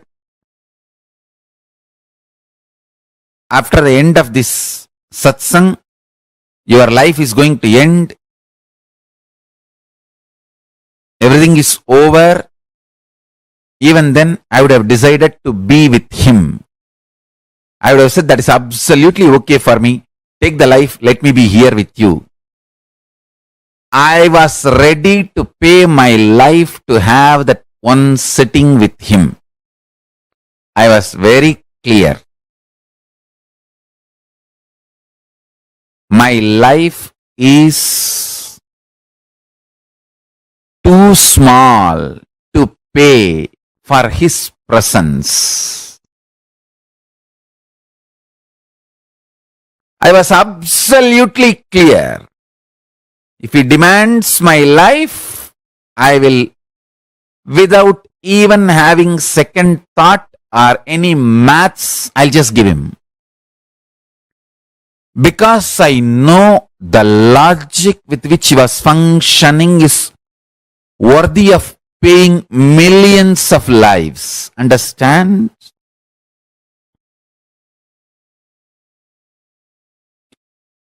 Every penny you acquire, you can enjoy till your this life. Every powerful cognition you acquire, you can enjoy as long as you exist. Accumulation of powerful cognitions is the most important life purpose. That is the most important life goal. That is the greatest life wealth. Understand? whenever we are beaten, agitated, flare up, how our energy responds to our self, world and cosmos and God. If that is based on powerful cognitions, you are living enlightenment. The logic with which my Guru was functioning was absolutely delicious. It was absolutely ecstatic. I was ready to pay not one, multiple lives to him to receive that. Understand? My simple declaration of my integrity to my Guru, even though he neither demanded anything before the satsang or after the satsang,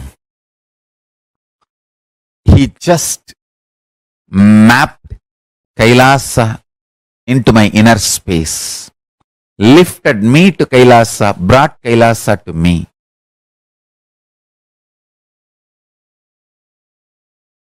I literally do that to all of you now. I lift you all to KAILASA and bring KAILASA to you. Listen.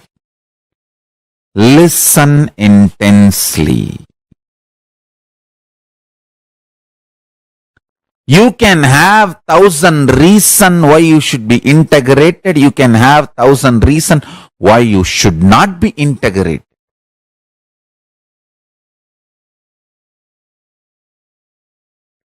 If you decide for integrity, you can lift yourself to KAILASA and bring KAILASA to you. It is all about your simple decision. That's all. Nothing else. Decision. Simple decision.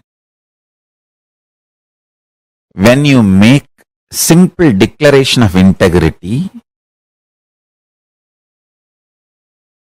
the spiritual umbilical cord connection between you and Paramashiva is immediately connected.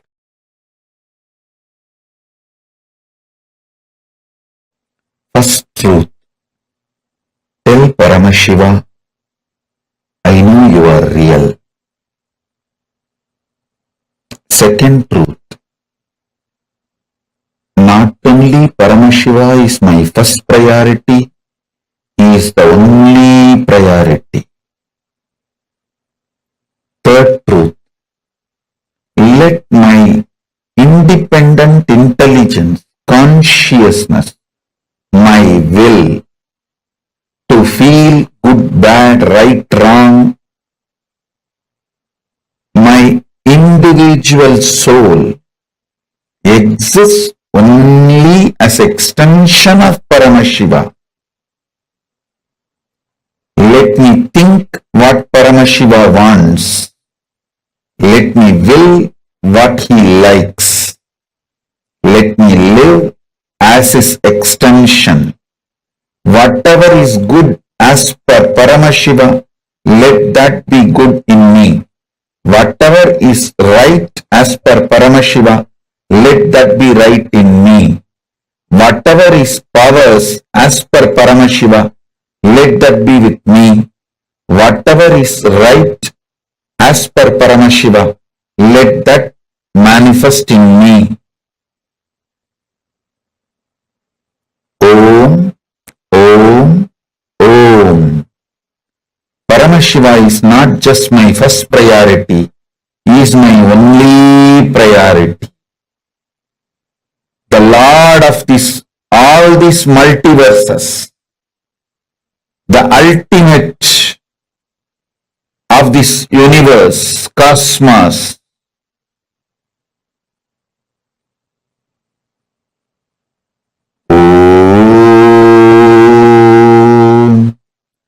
Let Paramashiva's activism manifest in me. Let me breathe only the way He wants. Let me think only the way He wants. Let me live only the way He wants. Let me desire only the things He wants. Let me enjoy only the things Paramashiva wants. Let me live only the way Paramashiva wants. Let me manifest only what Paramashiva wants. Let me attract only what Paramashiva wants. Let the activism as defined by Paramashiva manifest in me. Let intelligence as Paramashiva wants happen in me. Let wealth as Paramashiva defined happen in me. Let life as Paramashiva defined happen in me. Let health as per Paramashiva happen in me. Let breathing happen as per Paramashiva in me. Paramashiva is the only priority. Let Paramashiva be the only priority. Oh, let the inhaling happen as Paramashiva inhales. Let exhaling happens as Paramashiva exhales. Let my heart beat as Paramashiva's heart beats. Let my stomach digest as Paramashiva digests. Let my brain flow, visualize as Paramashiva visualizes. Let my will cognize as Paramashiva cognizes. Let my existence manifest as Paramashiva manifests. Let Paramashiva's existence be my existence.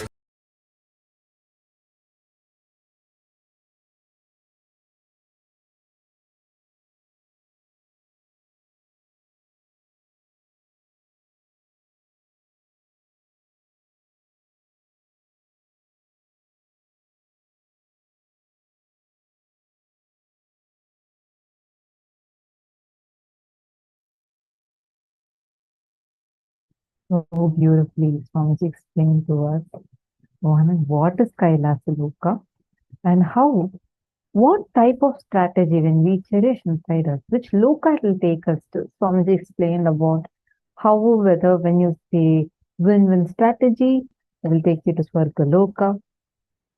When you start cherishing any life negative thought currents in you, it will take you to Patala. Swamiji explained each loka and the thought current that is there for each loka. So beautifully, Swamiji had explained it to us. Swamiji also said the best strategy for us to have is the strategy of Tyaga, having Tyaga as your strategy. That is the best strategy for anyone to have, because that would empower you so much that you can directly reach KAILÄSA itself. And taking a strong decision, what was a very powerful cognition Swamiji gave? Towards the end, Swamiji said, this one decision will lift you up to KAILÄSA. What is that? Come on, all of you take a moment and post. What is that one thing? What should we have as a priority, and what type of priority should it be if you want to reach the loka of KAILÄSA? Take a moment and go ahead and post your answers.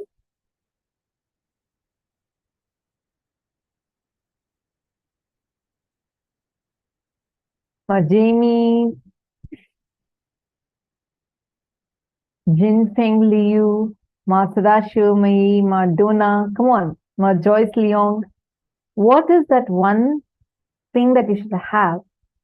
Okay, I see Ma Chaitanya has posted the answer. Okay, now I see more people posting the answers. All right. I see in one Zoom, many people have posted the answers. In other Zooms, I do not see any answer yet. I'm just waiting. What is it? One decision you need to take. One decision. What type of priority? What should be your priority and what type of priority? Yes, that's right. That's right, Ma. Prematavasi, Ma. Rekha Bhai, Jennifer, Poirier, and Ma Tatiana. Very good.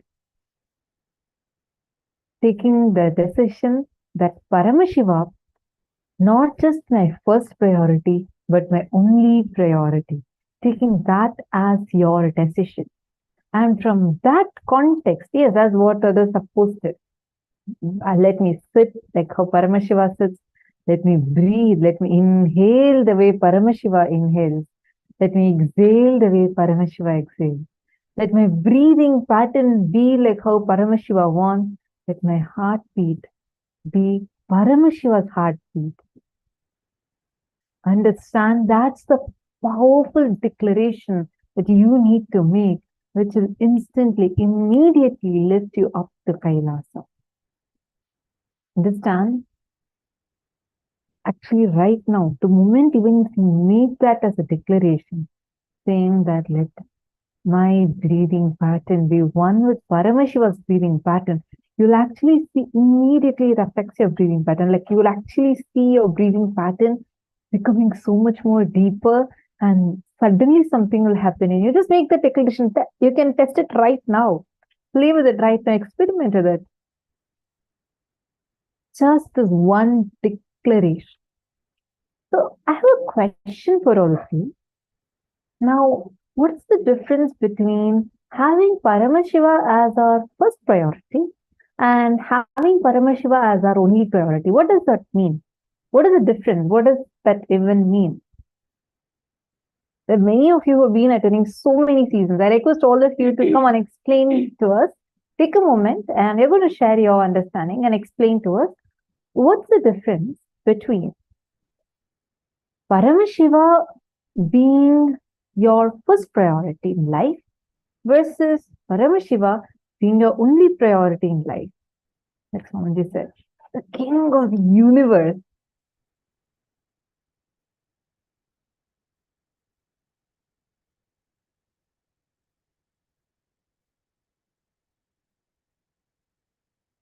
Come on. Take a moment and post.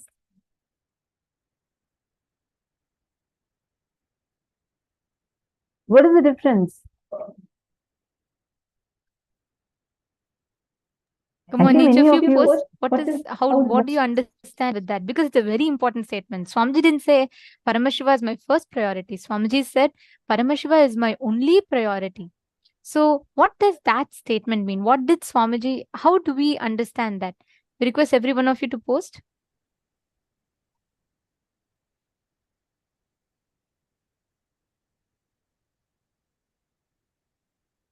Let's see. Arun Pillai has posted, only priority means what all I do. My lakshya is to reach him as my ultimate. Akshay Gunaya has posted, only him means only him. First priority means I have other priorities. Beautiful. And come on, others. Mark Zudong Wong and all the others. Actually, like what Arun Pillai and Akshay Gunaya have posted. That's right.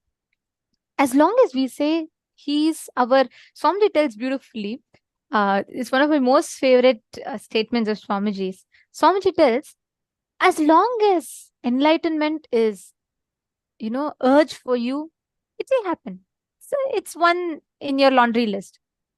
But when that urge becomes urgent, that is the only time you manifest enlightenment. When your urge for enlightenment becomes urgent for you to achieve it, you manifest enlightenment. When Paramashiva, like Akshay Gunaya had posted. When you say he's your first priority, that means you have so many other priorities. And it's like in the laundry list. We all make, okay, my bucket list. I want to go shop this. I want to spend time with this person. I want to watch this movie. I want to eat this food. And it is not like your goal is only one. You have multiple things. So if not this, then okay, fine. Let me at least go to something else. That attitude we will have.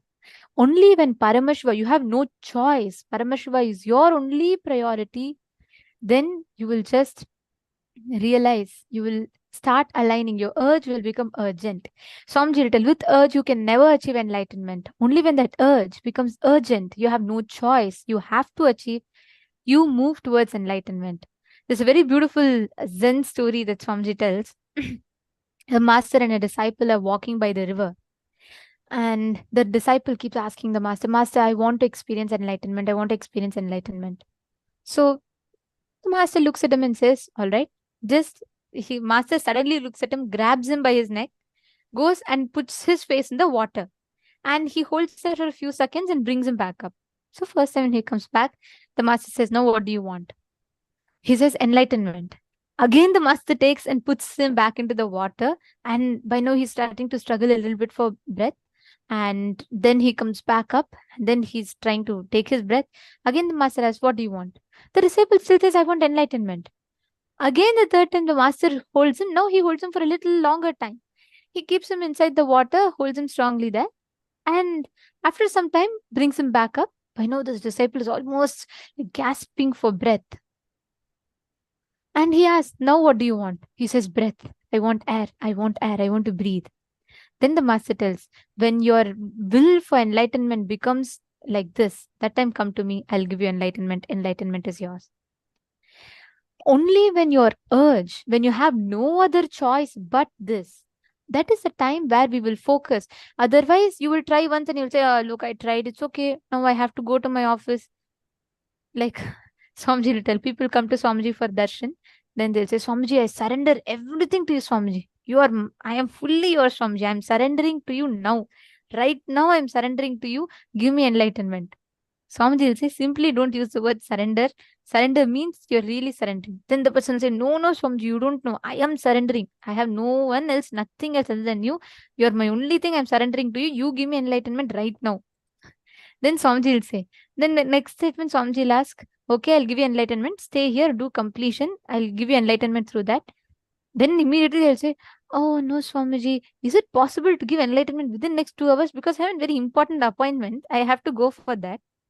That is how all of us treat. When Paramashiva is your first priority, that is how we all operate with life. When he is your only priority, you will have no choice but him and him alone. That is when you will start manifesting that reality so beautifully in front of you. Understanding? Yes. Now, there's a very beautiful exercise, like a important truth that we all need to internalize through this. When you declare Paramashiva as your only priority in life,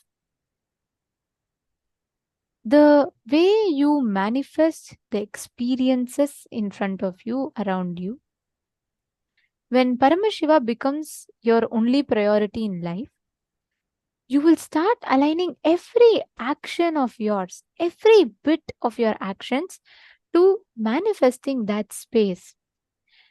Manifesting the space of KAILΑSA, the space of that reality in front of you.